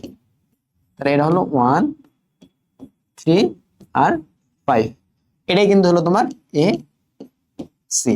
তো সাপোজ এখন আমি কি করব? বিসি বের করব, বি কমপ্লিমেন্ট। বি কমপ্লিমেন্ট কি হবে? ইউ বাদ বি, বা ইউ মাইনাস বিও বলতে পারো। তাই এটা কি হবে? ইউ কি 1 2 3 4 5 6 7, মাইনাস হলো বি কি 1 3 5, 1 3 আর হলো 5। এখন বাদ দিয়ে দাও, বাদ দিয়ে দিলেই তো হয়ে যাচ্ছে, তাই না? 1 বাদ দিয়ে দাও, 3 আছে, বাদ দিয়ে দাও, 5 আছে, বাদ দিয়ে দাও। তাহলে কি হবে অ্যান্সার?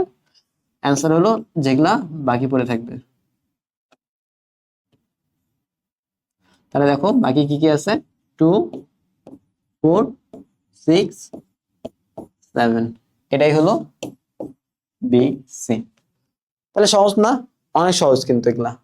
এখন আসি সংযোগ set, union of set. Union of set বলতে বোঝাচ্ছে দুইটা সেটকে যোগ করে দেওয়া। মানে একটা সেটের কিছু এলিমেন্ট আছে, আরেকটা সেট আছে, তারও কিছু এলিমেন্ট আছে, তুমি কি করবা, এই দুটো সেটকে মার্জ করে দেবা, দুটো সেটের সবগুলো এলিমেন্টকে নিয়ে নিয়ে যে সেটটা হয়ে যাবে সেই সেটটাই হলো তোমার ইউনিয়ন অফ সেট। এটা কি করছে, ইউনিয়ন অফ বি মানে সেট গঠন পদ্ধতিতে দেখা দিছে যে x such that x belongs to a অথবা x belongs to b। অথবা বলতে কি বোঝাচ্ছে, অথবা বলতে আসলে বোঝায় যে যোগ করে দেওয়া, আসলে অথবা বলতে বোঝায় যোগ, মানে হয় এটাতে না হয় ওটাতে, কোনো এক জায়গায় থাকবেই, বুঝতে পারছো, থাকাই লাগবে, যেহেতু এ ইউনিয়ন বি দুইটা মিলেই তো এটা আসছে, তাই না, এ ইউনিয়ন বি তো আসলে এ আর বি কে যোগ করে এখানে আসছে, তাহলে এ ইউনিয়ন বি এর যে এলিমেন্ট গুলো আসবে, উপাদানগুলো আসবে, সেটা অবশ্যই এ এলিমেন্টে অথবা বি এলিমেন্টে থাকবে। এটাকে প্রকাশ করে কেমনে, প্রকাশ করে হলো এ ইউনিয়ন বি, যদিও বা দেখতে এটা ইউ এর মতো, বাট ইউ এর থেকে একটু ছোট এটা, বুঝতে পারছো, এটাকে হলো বলে ইউনিয়ন। ইউনিয়ন মানে হলো সংযোগ, বুঝতে পারছি। আচ্ছা, তারপরে দেখো গাণিতিক উদাহরণ চাইছে, এখানে ফিগার দিয়ে দিচ্ছে, ফিগার আমার আপাতত লাগবে না, পরে আগে ম্যাথটা করি তারপর দেখো। 3 4 5 আর ডি ইকুয়াল টু হলো 4 6 8, এই দুটো ইউনিয়ন করতে বলছে, তাহলে সি ইউনিয়ন ডি কি হবে, সি ইউনিয়ন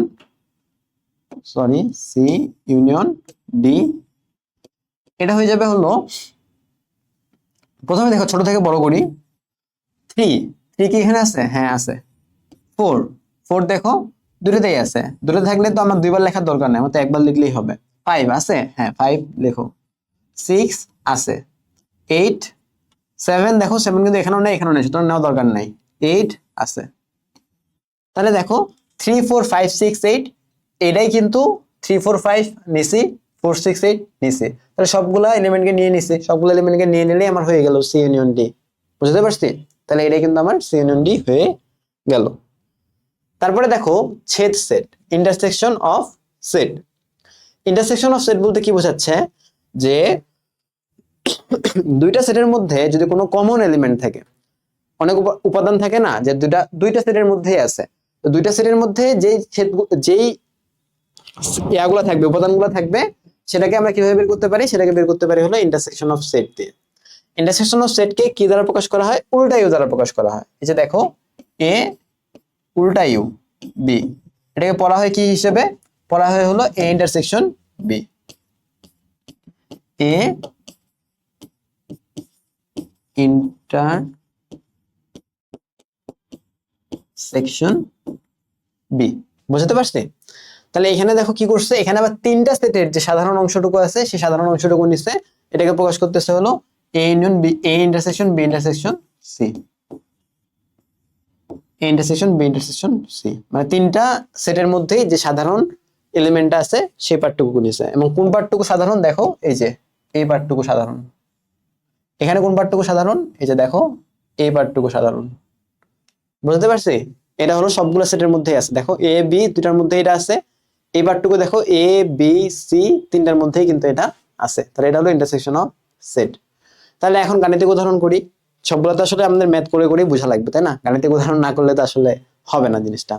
তাহলে দেখো কি বলছে, p equal to x such that, মানে x belongs to natural number such that to x 2 এর থেকে বড় 6 এর থেকে ছোট অথবা সমান। তাহলে প্রথমেই আমি এই p সেটটাকে বের করে নিই।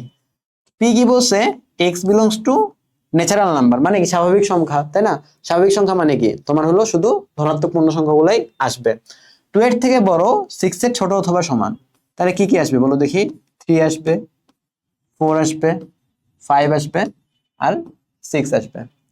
কিউ কি বলো দেখি, Q same, x belongs to natural number মানে ধনাত্মক পূর্ণ সংখ্যা, x জোড় সংখ্যা, এবং x is less or equal than 8, তাহলে লেস অর ইকুয়াল দেন 8, তাহলে কি আসবে, কিউ ইকুয়াল টু আসবে হলো 0, তো আসবে না কারণ 0 কিন্তু স্বাভাবিক সংখ্যা না, তাহলে 2 4 6 আর 8। এখন দেখো কোন কোন এলিমেন্টটা বা উপাদানটা পি আর কিউ দুটার মধ্যেই আছে, পি আর কিউ এর মধ্যে দুটার মধ্যে আছে হলো 3 কি দুটার মধ্যে আছে, নাই, 4 কি দুটার মধ্যে আছে, হ্যাঁ আছে, 4 এখানেও আছে, 4 এখানেও আছে, 5 কি দুটার মধ্যে আছে, নাই, 6 হ্যাঁ 6 ও দুটার মধ্যেই আছে। তাহলে যখন তোমাকে বলবে যে তুমি পি ইন্টারসেকশন কিউ বের করো, পি ইন্টারসেকশন কিউ, তখন কি হয়ে যাবে, তখন শুধুমাত্র তোমার 2 আর 6 অ্যান্সার হবে, বুঝতে পারছি। আচ্ছা, তারপর দেখো নিশ্চিত সেট বা ডিসজয়েন্ট সেট। ডিসজয়েন্ট সেট কি? যদি দুইটা সেটের মধ্যে কোনো সাধারণ উপাদান না থাকে, মানে এমন তো হইতেই পারে তাই না, যে ওর একরকম আমার একরকম, যেমন জোড় সংখ্যার সেট আর বিজোড় সংখ্যার সেট, এদের মধ্যে কি কোনো সাধারণ উপাদান থাকতে পারে? কখনোই তো সম্ভব না, কারণ একটা সংখ্যা কি একই সাথে জোড় এবং বিজোড় হইতে পারে? মোটেও হইতে পারে না। তাহলে যদি এরকম হয় যেটা কোনো সাধারণ উপাদান নাই, তাহলে সেটাকে আমরা কি বলবো? ওই দুটো সেটকে বলবো পরস্পরের নিশ্চিত সেট বা ডিসজয়েন্ট সেট। তাহলে এটাকে আমি ম্যাথমেটিক্যালি কেমনে প্রকাশ করব? ম্যাথমেটিক্যালি প্রকাশ করব হলো এ ইন্টারসেকশন বি। ইন্টারসেকশন মানে কি? সাধারণ উপাদান, তাই না? যেহেতু কোনো সাধারণ উপাদান নাই, সুতরাং এটা কি হয়ে যাবে? একটা ফাই হয়ে যাবে, মানে একটা এমটি সেট হয়ে যাবে। যদি এটা হয় তাহলে আমি বলবো যে এ ও বি পরস্পর নিশ্চিত সেট। বুঝতে পারছি? আচ্ছা, গাণিতিক উদাহরণ দেখে ফেলি। গাণিতিক উদাহরণ তো দেখাই লাগবে, তাই না? এখন দেখো ইউ দিয়ে দিছে 1 3 5 9 7 11, ই দিয়ে দিছে 1 5 9, তাহলে ইসি কি হবে বলো দেখি? ই কমপ্লিমেন্টারি। ইসি ই কমপ্লিমেন্টারি মানে হলো ইউ মাইনাস ই, তাই না? তাহলে ইউ থেকে ই এর এলিমেন্ট গুলো বাদ যাবে, 1 কে বাদ দিয়ে দাও, তাহলে থাকবে কি 3। তারপর কি 5 কে বাদ দিয়ে দাও, 5 কে বাদ দিয়ে দিলা, 9 কেও বাদ দিয়ে দিলা, তাহলে থাকবে হলো 7 আর হলো 11। আমি কিন্তু ডিরেক্টলি লিখে দিলাম, কারণ এটা তো তোমাদের অলরেডি আগে করাইছি, তাই না? সো এখানে তো আর বেশি টাইম নেওয়া যাবে না। তাহলে ই কমপ্লিমেন্ট পেয়ে গেলাম। এখন দেখি এফ কমপ্লিমেন্ট। তাহলে এফ কমপ্লিমেন্ট কি হবে? U minus F. তার মানে ইউ সেট থেকে এফ এর এলিমেন্ট গুলো বাদ দিতে হবে। তাহলে এফ এর এলিমেন্ট গুলো বাদ দাও, দেখো 3 বাদ যাবে, 7 বাদ যাবে আর 11 বাদ যাবে, তাই না? এফ এর যে এলিমেন্ট গুলো আছে সেগুলো এখান থেকে বাদ যাবে। তাহলে কি কি আসবে? 1 তো বাদ যাবে না, 1 আসবে, তারপর হলো 5 আসবে, আর হলো 9 আসবে। বুঝতে পারছি? এখন বলছে ইসি ইউনিয়ন এফসি, মানে E complement union F complement. তাহলে দেখো E complement union F complement. তাহলে ই কমপ্লিমেন্ট তো এটা, এফ কমপ্লিমেন্ট তো এটা, তাহলে কি করতে হবে? এই দুইটা সেটেরই ইউনিয়ন করতে হবে, মানে সবগুলো উপাদানই নিয়ে নিতে হবে। তাহলে দেখো আমি নিয়ে নেই, প্রথমে 1 নেই, তারপর 3 নেই। তুমি চাইলে কি করতে পারো জানো? তুমি চাইলে একবারই প্রথমে 3 7 11 সব নিয়ে নাও, 3 7 11 সব নিয়ে নিলাম। এখন দেখো পরের সেটটা নাও। 1 কে আগে কখনো আসছে? আসেনি, নিয়ে নাও। 5 কে আগে কখনো আসছে? আসেনি, নিয়ে নাও। 9 কে আগে কখনো আসছে? আসেনি, নিয়ে নাও। বুঝতে পারছি? তাহলেই হয়ে যাবে। এবং এটাকে এখন তুমি সাজিয়ে লিখতে পারো, ছোট থেকে বড় লিখলে আসলে সুন্দর লাগে। বুঝতে পারছি? তাহলে 1 3 5 7 9 11। তাহলে দেখো 1 3 5 7 9 11, তাহলে সবগুলো আবার চলে আসলো, তাই না? তাহলে এটা কিন্তু আমার ওই ঘুরে ফিরে আবার ইউনিয়ন সেটটাই হয়ে গেল। এবার আসি ইসি ইন্টারসেকশন এফসি। এটাই হলো তোমার এই টপিকের পড়া, তাই না? E C intersection F C. তাহলে দেখো দেখি 3 7 11 আর 1 5 9 এদের মধ্যে কি কোনো কমন কিছু আছে বা সাধারণ উপাদান আছে? যেহেতু কোনো সাধারণ উপাদান নাই, সুতরাং ইসি ইন্টারসেকশন এফ সি বা E complement intersection F complement হয়ে যাবে একটা ফাই সেট। তখন তুমি বলতে পারো যে ইসি আর এফসি পরস্পর কি? ইসি আর এফসি হলো পরস্পর, আচ্ছা এটা নতুন লিখে নিই, তাহলে ই কমপ্লিমেন্ট ও F complement, F complement set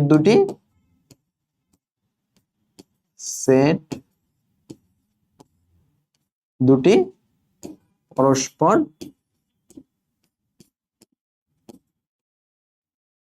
পরস্পর হয়ে যাবে কি? নিশ্চিত সেট, তাই না? নিশ্চিত কই থেকে আসছে ওয়ার্ডটা বলো দেখি? নিশ্চিত ওয়ার্ডটা কিন্তু আসছে হলো ছেদ করে না। বুঝতে পারছো? তারা পরস্পরকে ছেদ করে না, এখান থেকে আসলে চলে আসছে যে নিশ্চিত সেট। আচ্ছা, তারপরে দেখো শক্তি সেট বা পাওয়ার সেট। পাওয়ার সেট বলতে কি বোঝাচ্ছে? পাওয়ার সেট বলতে বোঝাচ্ছে যে সাপোজ তোমার দুইটা সেট আছে এম আর এন, মানে একটা সেট আছে, এই সেটের উপসেট গুলো কি কি? M comma N, M N phi, তাই না? তাহলে এখানে উপসেট সমূহের সেট কি কি হবে বলো দেখি? M N, M N, phi, এগুলা এর উপসেট না, এগুলা এর উপসেট। উপসেট গুলোকে নিয়ে তুমি আরেকটা সেট বানাও। এই যে এগুলা উপসেট নিছো, উপসেট নিয়ে এদেরকে আবার আরেকটা সেট বানাইছো। আরেকটা সেট বানাইলে যেই সেটটা পাচ্ছ সেই সেটটা হবে শক্তি সেট। বুঝতে পারছি কি? আমি এক্সাম্পল দিব, সমস্যা নাই, বাট এতটুকু বললাম যে বোঝার একটু চেষ্টা করো। তাহলে এ সেটের শক্তি সেটকে কি দ্বারা প্রকাশ করা হয়? পি অফ এ দ্বারা প্রকাশ করা হয়। এটা ইম্পর্টেন্ট। কোন সেটের সকল উপসেট দ্বারা গঠিত সেটকে ওই সেটের শক্তি সেট বলা হয়। ওটাই আর কি, এটাই আমি তোমাদেরকে এতক্ষণ ধরে বোঝানোর চেষ্টা করলাম। একটা এক্সাম্পল দিয়ে দেই, এক্সাম্পল দিলেই হয়ে যাবে। আবারও বলতেছি, একটা সেটের যতগুলা উপসেট আছে কতগুলো উপসেট তুমি বের করো, বের করে উপসেট গুলা মিলে আরেকটা সেট বানাও। তাহলে যে সেটটা পাবা সেই সেটটাকে বলতেছে হলো শক্তি সেট অথবা পাওয়ার সেট। যেমন একটা এক্সাম্পল দিই, দেখো পি, ছোট একটা দেই, বুঝতে পারছো? 1 আর 2। তাহলে এর উপসেট কি কি? এর উপসেট হলো তোমার 1, এর উপসেট হলো তোমার 2, এর উপসেট হলো তোমার 1, 2। আর প্রথমে অবশ্যই এটা কি থাকবে? পাই, তাই না? কারণ এই নাল সেট বা শূন্য সেট সব সেটেরই উপসেট। এই যে উপসেট গুলো পাইলা না, এই উপসেট গুলোকে মিলে আরেকটা সেট বানায় নাও। সেট বানানোর জন্য কি করতে হবে? জাস্ট সেকেন্ড ব্র্যাকেটের মধ্যে লিখলেই হয়ে যাবে। আর কিছু করা লাগবে? আর কিছু করা লাগবে না। তাহলে এটাই হলো তোমার এই পি সেটটার, পি না, এটাকে হলো তোমার অন্য দিই লাল, এটাকে মনে করো এ সেট। তাহলে কি বলতেছে? এই এ সেটটার 1 আর 2, তাহলে 1 আর 2 এর উপসেট হলো 1 2 1 2 আর 5। তাহলে এই উপসেট মিলে যে সেট পাইলাম সেই সেটটাকে আমি বলতেছি হলো পি অফ এ, মানে এর পাওয়ার সেট। বুঝতে পারছি? এটাই হলো তোমার পাওয়ার সেট, আর কিছু না। আচ্ছা, এখন উদাহরণ দেখো। a equal to 5, b equal to a, c equal to ab, set তিনটির শক্তি সেটগুলোর উপাদান সংখ্যা কত? তাহলে দেখো আমি করি, এখানে 3 ভাগে করব, তো তাহলে আমি প্রথমেই লাইনটা নিয়ে নিই। এখানে একটা করব, তারপর এখানে একটা করব, ঠিক আছে? আচ্ছা, এটাও নিশ্চয়ই বাঁকা হয়েছে।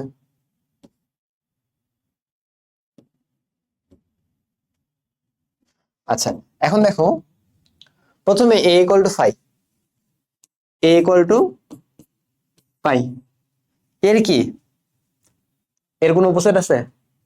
এর উপসেট আসলে এই 5 নিজেই, তাই না? 5 নিজে একটা উপসেট। তাহলে কি হবে? এর পাওয়ার সেট কি হবে? পি অফ এ, জাস্ট যে উপসেটটা আছে এই উপসেটটাকেই তুমি একটা সেট বানায় দাও, শেষ। এটাই 5 হলো এর একটা উপসেট। বুঝতে পারছি? তাহলে গেল এটা। এখন দেখো বি সেটের বেলায় আসো। তাহলে এর শক্তি সেটগুলোর উপাদান সংখ্যা কত? তাহলে এই শক্তি সেটের উপাদান সংখ্যা কয়টা? একটাই তো, তাই না? তাহলে এর হলো একটা। আচ্ছা আচ্ছা, তারপর দেখো বি সেট। বি সেটে কি বলছে? বিতে হলো শুধু আছে এ আছে, তাই না? এর উপসেট কি কি? আচ্ছা, উপসেট তো লেখার দরকার নাই, আমি বলি উপসেট কি কি। উপসেট হলো এ নিজে একটা, আর কি, আর হলো 5। আর কিছু আছে? আর কিছু নাই। তাহলে এদেরকে মিলে একটা সেট বানাই ফেলো। সেট বানিয়ে নিলে সেটা হয়ে যাবে পি অফ বি। তাহলে এর উপাদান কয়টা? উপাদান হলো দুইটা। উপাদান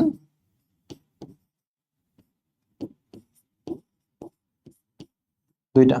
আচ্ছা, তারপরে দেখো C equal to A B. C equal to A B নিয়ে যদি কাজ করি, তাহলে আচ্ছা এটার একটু চাপাই ফেলি। তাহলে সি ইকুয়াল টু কি? C equal to A comma B. এটা দেখো এর কি কি উপসেট আছে? প্রথমেই তো একটা 5, তারপরে কি আছে? একটা একটা করে নাও। এ, তারপরে কি আছে? বি, তারপরে কি আছে? এ বি দুইটাই, তাই না? এ কমা বি, এদেরকে মিলে একটা সেট বানায় ফেলো। এটাই হলো তোমার পাওয়ার সেট অফ সি। উপাদান কয়টা? উপাদান হলো গিয়ে 4টা।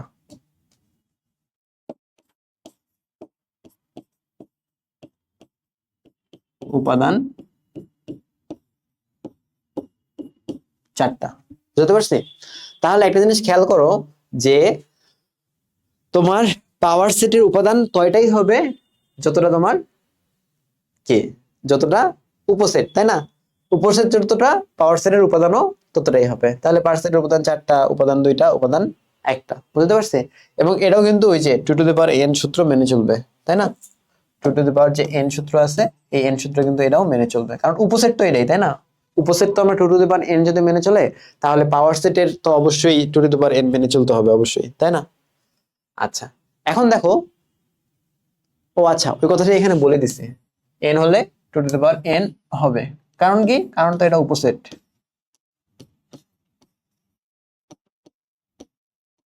উপসেট সংখ্যা। এটা তো আগেও দেখছো তোমরা, তাই না? উপসেট সংখ্যা। আচ্ছা, তোমাদেরকে মনে আছে যে প্রকৃত উপসেট কয়টা হয়? এটা তো টোটাল উপসেটের সংখ্যা, তাই না? প্রকৃত উপসেটের সংখ্যা কয়টা হয় বলো দেখি, তোমরা এটা একটু কমেন্ট করে জানো। আচ্ছা, এবার আসি ক্রোমোজোর বা অর্ডার্ড পেয়ার। তো ক্রোমোজোর জিনিসটা কি, যে একজোড়া উপাদানের মধ্যে কোনটা প্রথম অবস্থানে থাকবে আর কোনটা দ্বিতীয় অবস্থানে থাকবে, এটা যদি তুমি নির্দিষ্ট করে দাও, করে দিয়ে যদি জোড়া আকারে প্রকাশ করো, তাহলে সেটাকে কি বলে? ক্রোমোজোর। মানে আমি বলে দিচ্ছি যে এক্স এটা প্রথমে থাকবে এবং ওয়াই এটা দ্বিতীয়তে থাকবে, এটা আমি প্রকাশ করে দিলাম বা নির্দিষ্ট করে দিলাম, তাহলে সেটাকে কি বলবে? ক্রোমোজোর। দেখো, ক্রোমোজোরের একটা বিশেষ বৈশিষ্ট্য হলো যে প্রথম উপাদান যদি এক্স হয় আর দ্বিতীয় উপাদান যদি ওয়াই হয়, আর পরের আরেকটা মনে করো ক্রোমোজোর আছে, সেখানে প্রথম উপাদান এ এবং পরের উপাদান বি, এবং আমি বলতেছি যে X Y R A B সমান, যদি এমনটা হয় তাহলে অবশ্যই অবশ্যই কি হইতে হবে? এক্স ইকুয়াল টু এ এবং ওয়াই ইকুয়াল টু বি হইতে হবে। কারণ এর প্রথম উপাদান আর এর প্রথম উপাদান কি হইতে হবে? সমান হইতে হবে, এক্স ইকুয়াল টু এ। আর এদিকে এই সেকেন্ড উপাদান আর এই সেকেন্ড উপাদান কি হইতে হবে? সমান হতে হবে, y ইকুয়াল টু বি। এটা কিন্তু একটা ক্রোমোজোরের বৈশিষ্ট্য। আচ্ছা, এখন দেখো ম্যাথ, চলে আসি ম্যাথ করি। ম্যাথে কি বলছে যে 2x প্লাস ওয়াই কমা 3 এর একটা ক্রোমোজোর, আর 6 কমা এক্স মাইনাস ওয়াই এটা আরেকটা ক্রোমোজোর। তাহলে তোমাকে বলছে এক্স আর ওয়াই কত, তাহলে 2x plus y equal two 6, তাই না? এর যে ফার্স্ট এবং এর যে ফার্স্ট এরা অবশ্যই সেম হবে। তাহলে এই যে 2x plus y equal to কী হবে? 6। আর এই যে সেকেন্ডটা দেখো 3, আর এখানে এক্স মাইনাস ওয়াই, তাহলে X minus Y equal to হবে হলো 3। এখন এই দুটা যদি আমরা ক্যালকুলেট করি, তাহলেই কিন্তু আমাদের ভ্যালুটা চলে আসতেছে। আমরা কি করি? যোগ করে দিই, যোগ করে দেখো 3x equal to 9, x equal to 3। এখন আমরা বাকি আরেকটা ভ্যালু কীভাবে পাবো? আমরা বিয়োগ করতে পারি, অথবা এই এক্স এর ভ্যালু আরেক জায়গায় বসাই দিলেই পারি। তাহলে তুমি আরেক জায়গায় বসাই দিয়ে দেখো আমরা ভ্যালুটা কিন্তু পেয়ে যাচ্ছি, তাই না? তাহলে এখানে দেখো এক্স ইকুয়াল টু 3 আর ওয়াই ইকুয়াল টু 0। এখন দেখো কার্তেশীয় গুণজ। এই কার্তেশীয় গুণজটা আসলে কি? এটা হলো তোমার একটা সেটের সাথে আরেকটা সেট যখন আমরা নর্মালি গুণ করে দেবো আর কি। তো এখন গুণ করে দিলে কি হবে জিনিসটা? এ একটা সেট, সাপোজ মনে করো আর কি, যে এখানে যে এক্সাম্পলটা দেওয়া আছে সাদা আর হলো তোমার নীল, এটা একটা সেট, এটা একটা সেট থাকলো। আর সেকেন্ড আরেকটা সেট আছে, সেটা হলো লাল, হলুদ আর হলো সবুজ, তাই না? তাহলে এটা আমি আরেকটা সেট নিয়ে নিলাম, লাল, হলুদ আর হলো সবুজ। এখন সাপোজ যে আমাদের কাছে দুইটা রুম আছে, তো এর মধ্যে একটা রুম কালার করতে হবে সাদা আর নীল দিয়ে, আর আরেকটা রুম, পাশের রুমটা কালার করতে হবে লাল, হলুদ আর সবুজ দিয়ে। তাহলে আমরা কতভাবে এই রুমটা কালার করতে পারবো? এটার জন্য কি করতে হবে? আমরা ফার্স্ট রুমটা সাদা কালার করতে পারি, পরেরটা লাল, আবার প্রথমটা সাদা, পরেরটা হলুদ, আবার এটা সাদা, ওটা সবুজ, এভাবে কালার করতে পারি, তাই না? আবার কি করতে পারি, যে এই রুমটা নীল করলাম, পাশের রুমটা লাল করলাম, আবার এই রুমটা নীল করলাম, পাশের রুমটা হলুদ করলাম, আবার এই রুমটা নীল করলাম, পাশের রুমটা সবুজ করলাম। এভাবে কিন্তু আমরা কালারটা করতে পারি। তাহলে এই যে বিভিন্ন ধরনের কম্বিনেশন তৈরি হচ্ছে, এই কম্বিনেশনগুলোকে আমরা এখন সাথে সাথে যদি লিখি, তার আগে তোমাদেরকে ডায়াগ্রামে দেখাই নিই। দেখো ডায়াগ্রামটা যদি দেখো, অ্যারো সাইন দিয়ে আমি দেখাচ্ছি যে একটার সাথে আরেকটা রিলেট করে দিচ্ছি, তাহলেই কিন্তু জিনিসটা তোমরা বুঝতে পারবো, মানে তোমাদের বোঝার সুবিধার্থে আমি এটা করতেছি। এই যে দেখো নীলের সাথেও কিন্তু আমি রিলেট করে দিলাম যে নীলের সাথে একবার লাল হচ্ছে, নীলের সাথে একবার হলুদ হবে, নীলের সাথে একবার সবুজ হবে। এই জিনিসটা তোমরা বুঝতে পারতেছো আশা করি, তাই না? এখানে তো আসলে বোঝার মতো মানে খুবই সহজ আসলে, যে আমরা দুইটা রুমকে কতটা কম্বিনেশনে কালার করতে পারি। এই জিনিসটাকেই বলতেছে হলো কার্তেশীয় গুণজ। আমি এটাকে সেট আকারে লিখবো, এই কম্বিনেশনগুলোকে সেট আকারে লিখবো সেকেন্ড ব্র্যাকেট দিয়ে, তাহলে এটাই আমার হয়ে যাবে হলো কার্তেশীয় গুণজ। এবং ভিতরে যে কম্বিনেশনগুলো আছে সেগুলো কিন্তু ফার্স্ট ব্র্যাকেট দিয়ে লিখতে হবে, ফার্স্ট ব্র্যাকেট দিয়ে না লিখলে কিন্তু হবে না।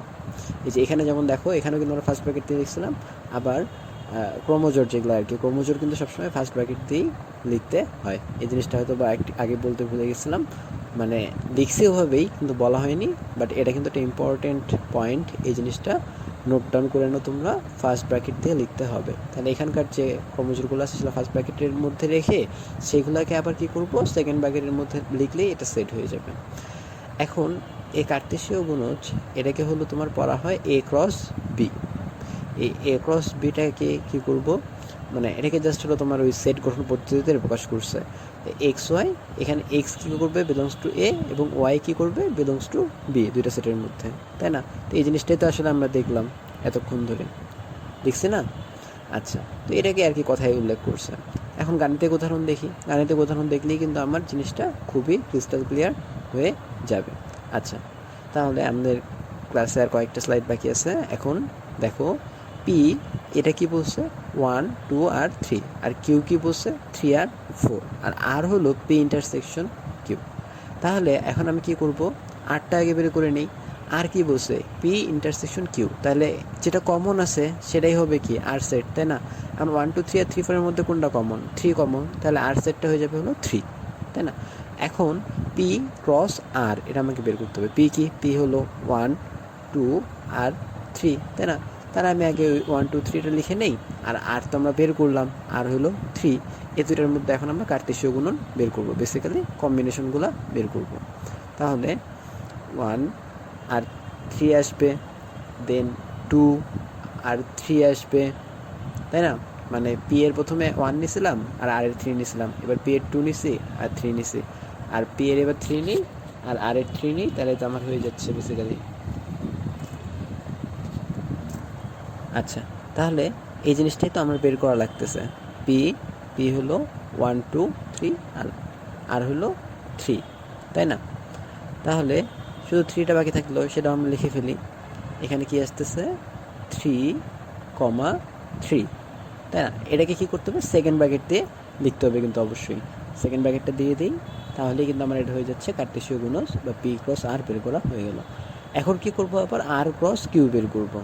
আর এর ভ্যালু তো আমরা বের করে রাখছি, এর মধ্যে শুধু একটা উপাদান, সেটা হলো 3, আর কিউ হলো 3 আর 4। তাহলে ফার্স্ট সেট হলো 3, তাহলে প্রথমে 3 নিবা, তারপরে কিউ এর একটা উপাদান নিবা 3, কিউ এর একটা উপাদান নেওয়া হয়েছে, এবার সেকেন্ড উপাদানটা নাও 3 নাও, আর কিউ এর সেকেন্ড উপাদান কি 4, তাহলে 4 নিয়ে নাও, হয়ে যাচ্ছে। এগুলো এক একটা ক্রমজোর, এদেরকে সেকেন্ড ব্র্যাকেটের মধ্যে রাখো, তাহলেই আমার আর ক্রস কিউ বের হয়ে যাচ্ছে। সহজ, তাই না? আসলে এগুলো ম্যাথ সহজই।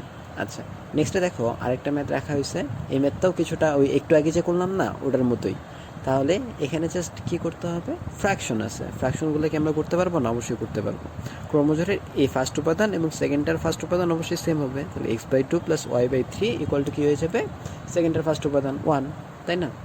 আবার সেমভাবে ফার্স্ট ক্রোমোজোরের সেকেন্ড উপাদান আর সেকেন্ড ক্রোমোজোরের সেকেন্ড উপাদান সেম হবে, তাহলে x/3 + y/2 ইকুয়াল টু কী হয়ে যাবে, 1 হয়ে যাবে। তাহলে এখন আমরা কি করব, দুটাকে সলভ করব।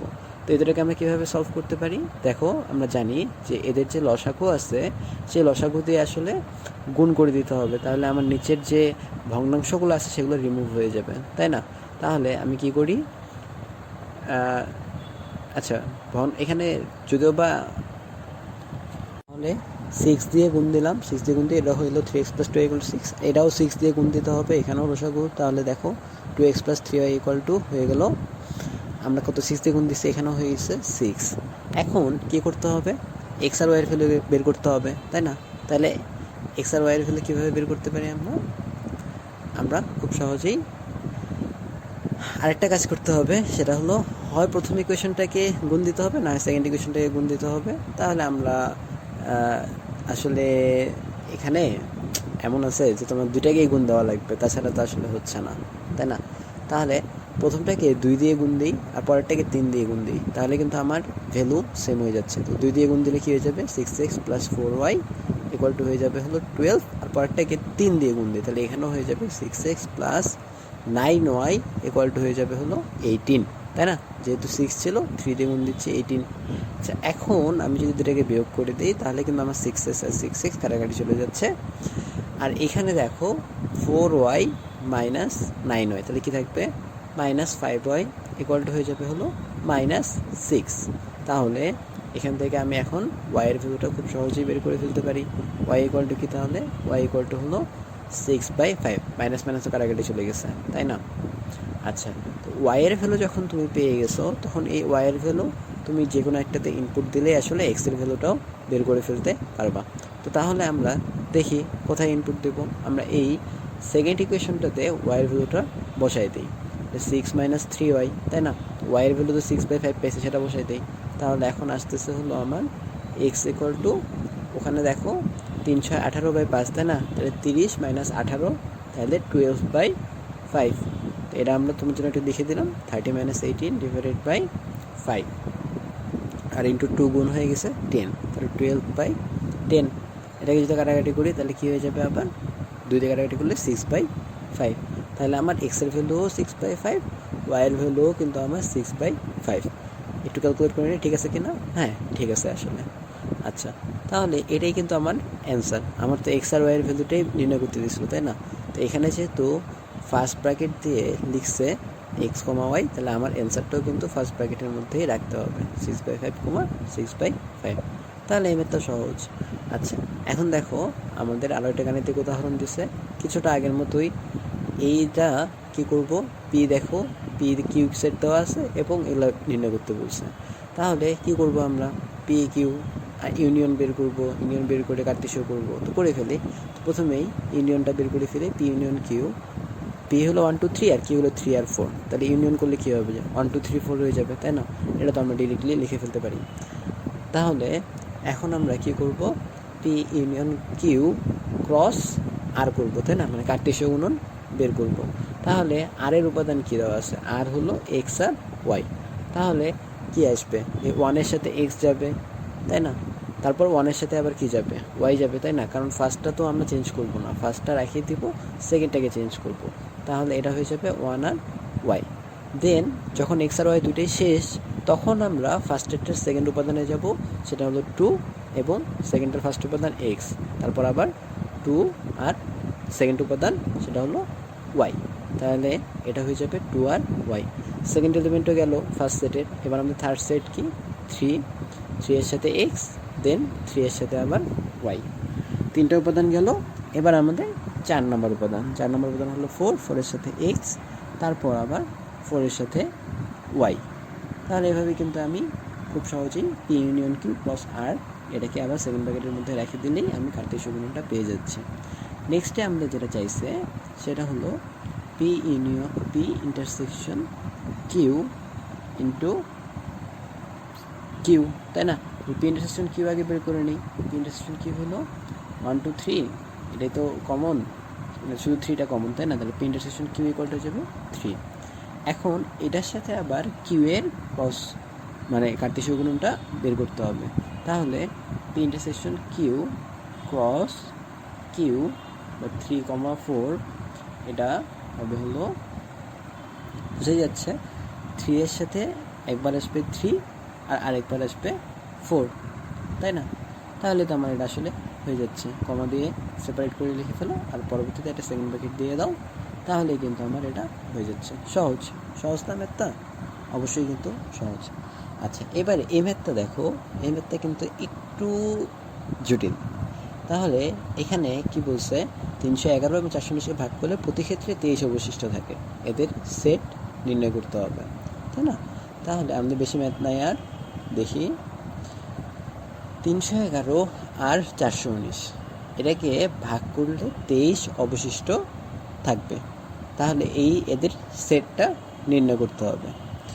এখন বলো দেখি যে কোনো সংখ্যাকে ভাগ করলে 23 অবশিষ্ট থাকবে, তাই না? তাহলে সেই মানে যে সংখ্যাগুলো দ্বারা ভাগ করবা সেটা কি অবশ্যই 23-এর থেকে বড় হইতে হবে না? 23-এর থেকে বড় হইতে হবে। আর আরেকটা বিষয় খেয়াল করো, যেহেতু অবশিষ্ট থাকবে 23, তাহলে যে অবশিষ্টটা যদি আমি বাদ দিয়ে দেই তাহলে সেই সংখ্যাটা কী হবে? নিঃশেষে বিভাজ্য হয়ে যাবে না? একটা এক্সাম্পলের দ্বারা বুঝাই, এক্সাম্পলের দ্বারা দিলেই বুঝতে পারবা। যে সাপোজ 17 একটা নাম্বার, এই নাম্বারটাকে আমি 2 দ্বারা ভাগ করতে চাচ্ছি। তো 2 দ্বারা যদি ভাগ করি তাহলে কি হবে, 5 দ্বারা যদি ভাগ করি তাহলে কী হবে? 2 অবশিষ্ট থাকবে, তাই না? তো এই 2 যদি 17 থেকে বিয়োগ করে দাও তুমি, তাহলে কি পাবা? 15। এই 15 কী হবে? 5 দ্বারা নিঃশেষে বিভাজ্য হবে না? অবশ্যই কিন্তু 5 দ্বারা নিঃশেষে বিভাজ্য হবে। আমি বোঝাতে চাচ্ছি তোমাদেরকে যে যে জিনিসটা অবশিষ্ট থাকে, আচ্ছা দাঁড়াও একটু স্লাইডগুলো একটু দেখে নিই, কপি করে নিই আর কি। আচ্ছা, তাহলে অবশিষ্ট যেটা থাকবে সেই অবশিষ্টটা যদি তুমি বাদ দিয়ে দাও তাহলে কিন্তু ওই সংখ্যাটা নিঃশেষে বিভাজ্য হয়ে যাবে। তাহলে এখানে 311 এবং 419কে ভাগ করলে কী হবে? 23 অবশিষ্ট থাকবে। তো সুতরাং 23 যদি আমি বিয়োগ করে নেই এই 311 এবং 419 থেকে, তাহলে কিন্তু আমার এই 311 এবং 419 মাইনাস 23 এটা কিন্তু ওই সংখ্যাগুলো দ্বারা নিঃশেষে বিভাজ্য হবে, অবশ্যই হবে। এটা তোমাদেরকে এক্সাম্পল দ্বারা দেখাইলাম, তাহলে তোমরা জিনিসটা আশা করি বুঝতে পারছো। তাহলে এখন আমরা 311 মাইনাস 23 করি। 311 মাইনাস 23 করলে কত হবে বলো দেখি তোমরা? এটা হবে হলো, আচ্ছা এটা নিঃশেষে বিভাজ্য হবে। আর 419 মাইনাস 23 এটাও কিন্তু কী হবে? নিঃশেষে বিভাজ্য হবে। সেমভাবে ওই সেম লজিকের মধ্যেই 311 মাইনাস 23 যেমনি যেই লজিক দিয়ে আসলে নিঃশেষে বিভাজ্য, 419 মাইনাস 23ও ওই সেম লজিক দিয়ে আসলে বিভাজ্য হবে। এখন এই যে এটা দেখো, এখানে কপি করে রাখছিলাম, এটাকে মিশাই ফেলি। তাহলে এখন আমরা দেখব যে আসলে কত হয়। 311 আর এখানে হলো 419। 311 মাইনাস যদি 23 করি তাহলে কত হয়? এটা আসলে মুখে মুখেই করা যায়। 11 আর এদিকে 12 বাদ যাবে, 288 হয়, তাই না? তো এটাই আর কি ক্যালকুলেটরে করে নিলাম একটু, যেন কোনো ভুল না হয় আর কি। আসলে সতর্কতার তো কোনো শেষ নাই, তাই আর কি একটু রিচেক করে নাও। তাহলে 311 মাইনাস 23 করলে হবে হলো 288, আর 419 মাইনাস 23 এটা করলে হবে হলো 396, তাই না? 19 বাদ গেলো আর 4 বাদ গেলো, 396। তাহলে 288 আর 396 এটা কী হবে? নিঃশেষে বিভাজ্য হবে। এখন এই 288 এবং 396 যেসব নাম্বার দ্বারা বিভাজ্য সেগুলো আমরা কীভাবে বের করব? সেগুলো আমরা আসলে উৎপাদক বের করলে কিন্তু আমরা পেয়ে যাব, তাই না? তাহলে এদের সাধারণ উৎপাদক লাগবে, কারণ আমাকে কি বলছে? দুইটাইকেই ভাগ করলে 23 অবশিষ্ট থাকে। তার মানে কি এই দুইটাই নিঃশেষে বিভাজ্য হবে, আর দুইটাই নিঃশেষে বিভাজ্য তার মানে কি আমার কি লাগবে? সাধারণ গুণনীয়ক লাগবে, তাই না? যেহেতু দুইটাই ভাগ যাবে, তাহলে এখন সাধারণ গুণনীয়ক আমরা কীভাবে বের করব? এটা তো তোমরা পারোই, তাই না? তো তোমাদের জন্য আমি করে দিই, দেখো সাইড নোট হিসেবে 288। এটাকে আমরা অনেকভাবেই করতে পারি, তাই না? তো আমরা কি করি, যেহেতু এখানে একটা বিষয় খেয়াল করো, যেটা আমি প্রথমেও বললাম, যেহেতু 23 অবশিষ্ট থাকে, সুতরাং কী হবে? তোমার যে গুণনীয়কগুলো যে আমরা নিব, এই গুণনীয়কগুলো কী হবে? 23-এর থেকে বড় হইতে হবে না বলো তো? অবশ্যই কিন্তু বড় হইতে হবে। তুমি যদি 23-এর ছোটোগুলো নিয়ে কাজ করো, তো সেগুলো তো আসলে 23 অবশিষ্ট থাকবে না, সেগুলো তো 23-এর থেকে কম কোনো কিছু অবশিষ্ট থাকবে। এটা তো তোমাকে বুঝতে হবে। তুমি নর্মালি একটা জিনিস চিন্তা করো, যে তুমি 5 দিয়ে একটা নাম্বারকে ভাগ দিচ্ছ, তাহলে সেখানে কি তুমি 5-এর থেকে কোনো বড় কোনো কিছুকে ভাগশেষ পেতে পারো? কখনোই কিন্তু পসিবল না। তাহলে সেমভাবে এখানে 288-এর আমরা এমন গুণনীয়কগুলো আগে দেখি যেটা 23-এর থেকে বড়। তাহলে দেখি যে 24 দিয়ে ভাগ যায় কি না। তাহলে দেখবো আমরা হলো যে 24 দিয়ে ভাগ যায়, আসলে কত যায়? 228, 24 ইন্টু 12 এটা করলে কিন্তু 288 হয়ে যাচ্ছে। এরপরে নিশ্চয়ই 25 দিয়ে যাবে না। তারপরে দেখি আমরা চেক করি একটু, 26 দিয়ে চেক করি, 26 দিয়ে চেক করলে যায় কি না। যায় না। তারপর হলো 27 দিয়ে চেক করি, যায় না। তারপর হলো 28 দিয়ে চেক করি, যায় কি না, যায় না। তারপর হলো 29 দিয়ে চেক করি, যাচ্ছে না। 30 দিয়ে চেক করি, যাচ্ছে কি, 30 দিয়ে চেক করলেও যাচ্ছে না। তাহলে এরকম চেক করতে করতে তোমাকে একটু আসলে ক্রস চেক করে দেখতে হবে আসলে। আচ্ছা, তো এখানে একটা বিষয় খেয়াল করো, তো এইভাবে আমরা কতগুলো নাম্বার দিয়ে চেক করবো, আমরা তো ঝামেলা, তাই না? তো তাহলে আমরা একটা কাজ করতে পারি, এখানে দেখো এই যে 24 × 12, আমরা 24কে আর না বাড়াই, আমরা হলো দেখি এবার 12কে কমাই। 12কে কমাইলে কিন্তু আমি বেসিক্যালি পেয়ে যাব। তাহলে 12কে কমায় তুমি 9 দিয়ে ভাগ করে দেখো 288কে 9। আচ্ছা, তাহলে দেখো 32 × 9, আরো কি কি নিতে পারি? 8 দিয়ে ভাগ যায়, যেটা বললাম, তাই না?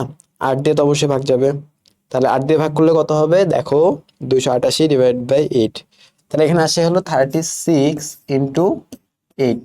7 দিয়ে যায়, যায় না। 6 দিয়ে, হ্যাঁ 6 দিয়ে কিন্তু যায়। তাহলে হলো /6, 48। তাহলে 48 × 6।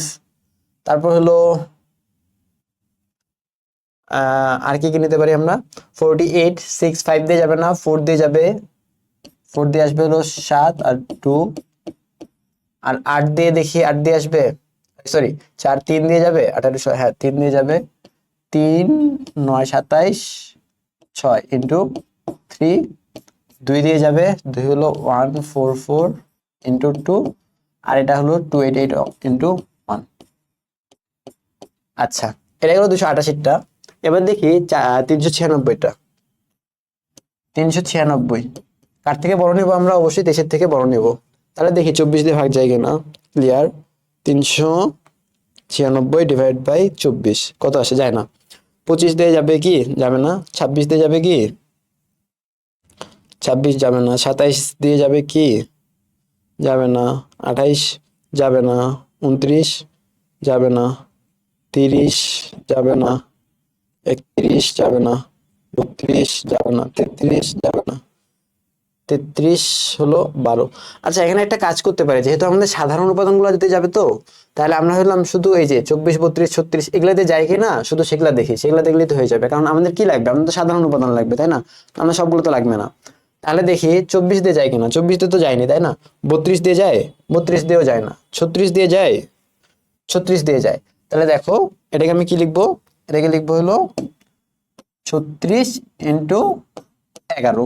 বা 48 দিয়ে যায়, দেখো তো, 48 যায় না। তারপর 72 দিয়ে যায়, 72 দিয়ে যায় না। তারপরে 96 দিয়ে যায়, 96 দিয়েও যায় না।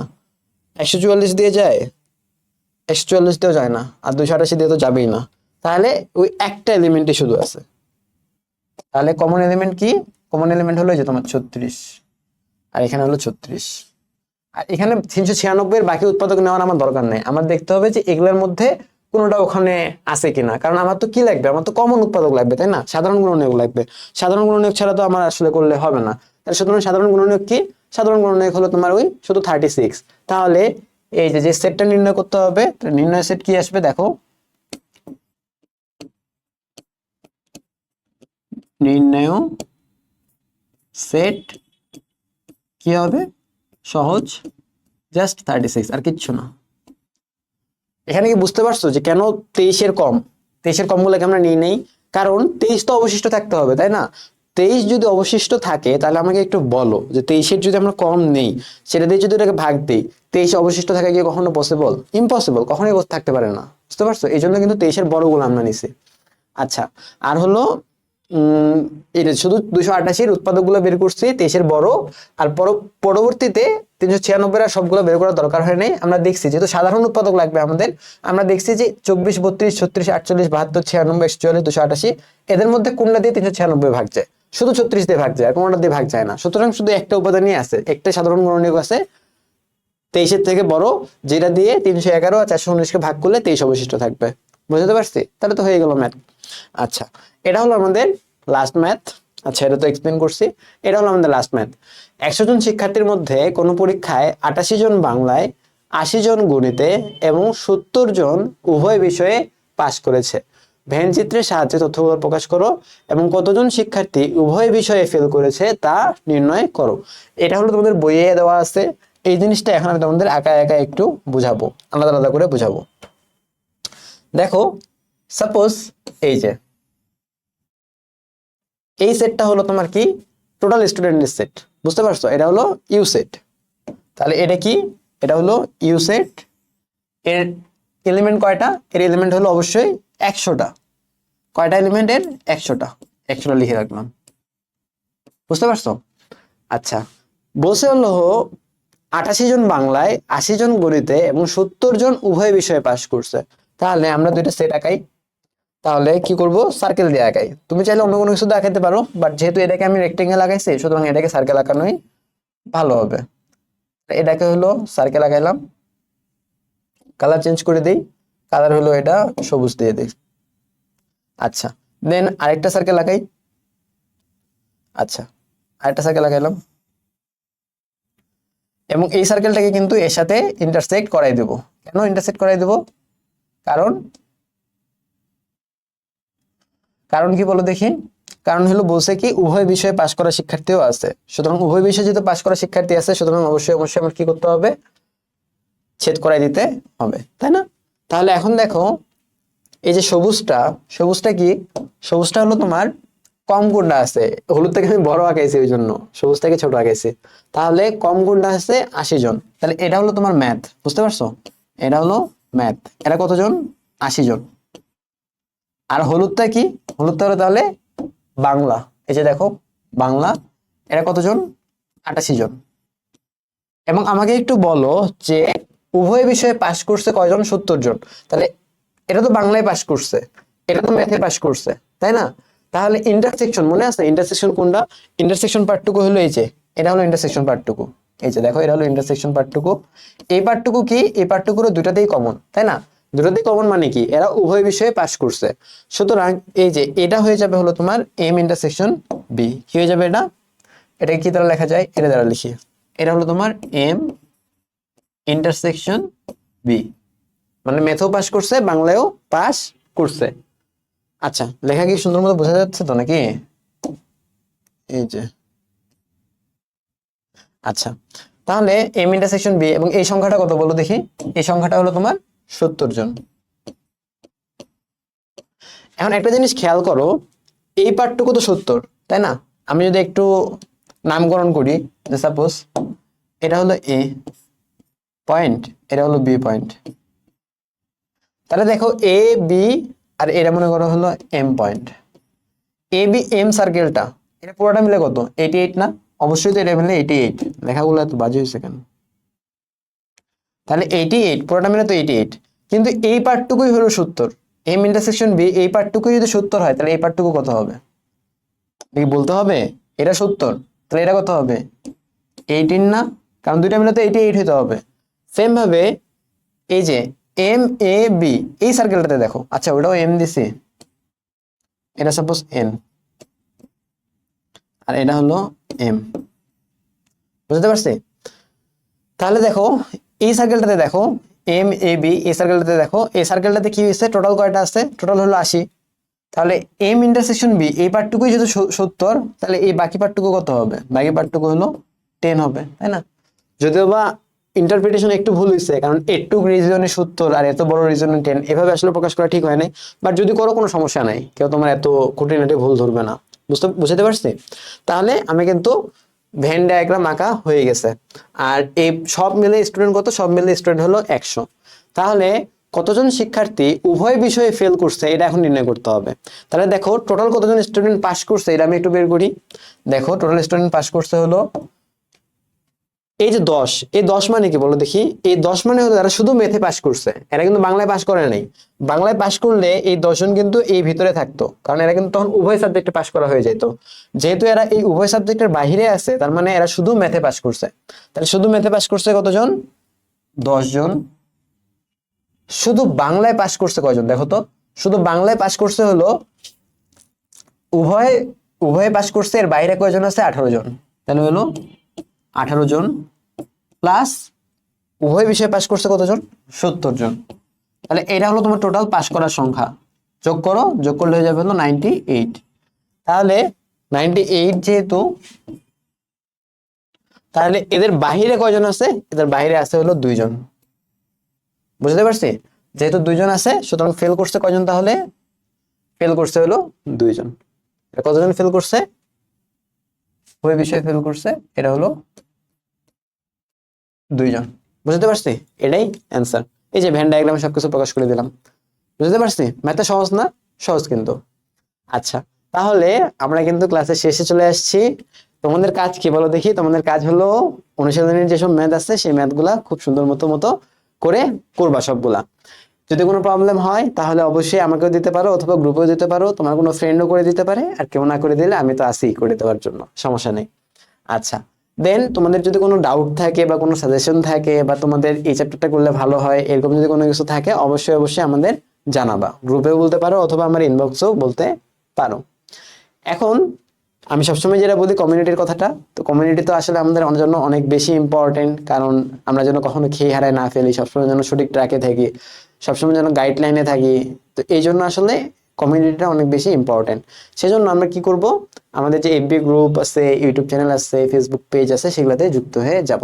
তাহলে আজকের ক্লাসটা এই পর্যন্তই থাকলো। এতক্ষণ ধৈর্য ধরে আমার ক্লাস করার জন্য, আমার বকবক শোনার জন্য তোমাদেরকে অনেক ধন্যবাদ।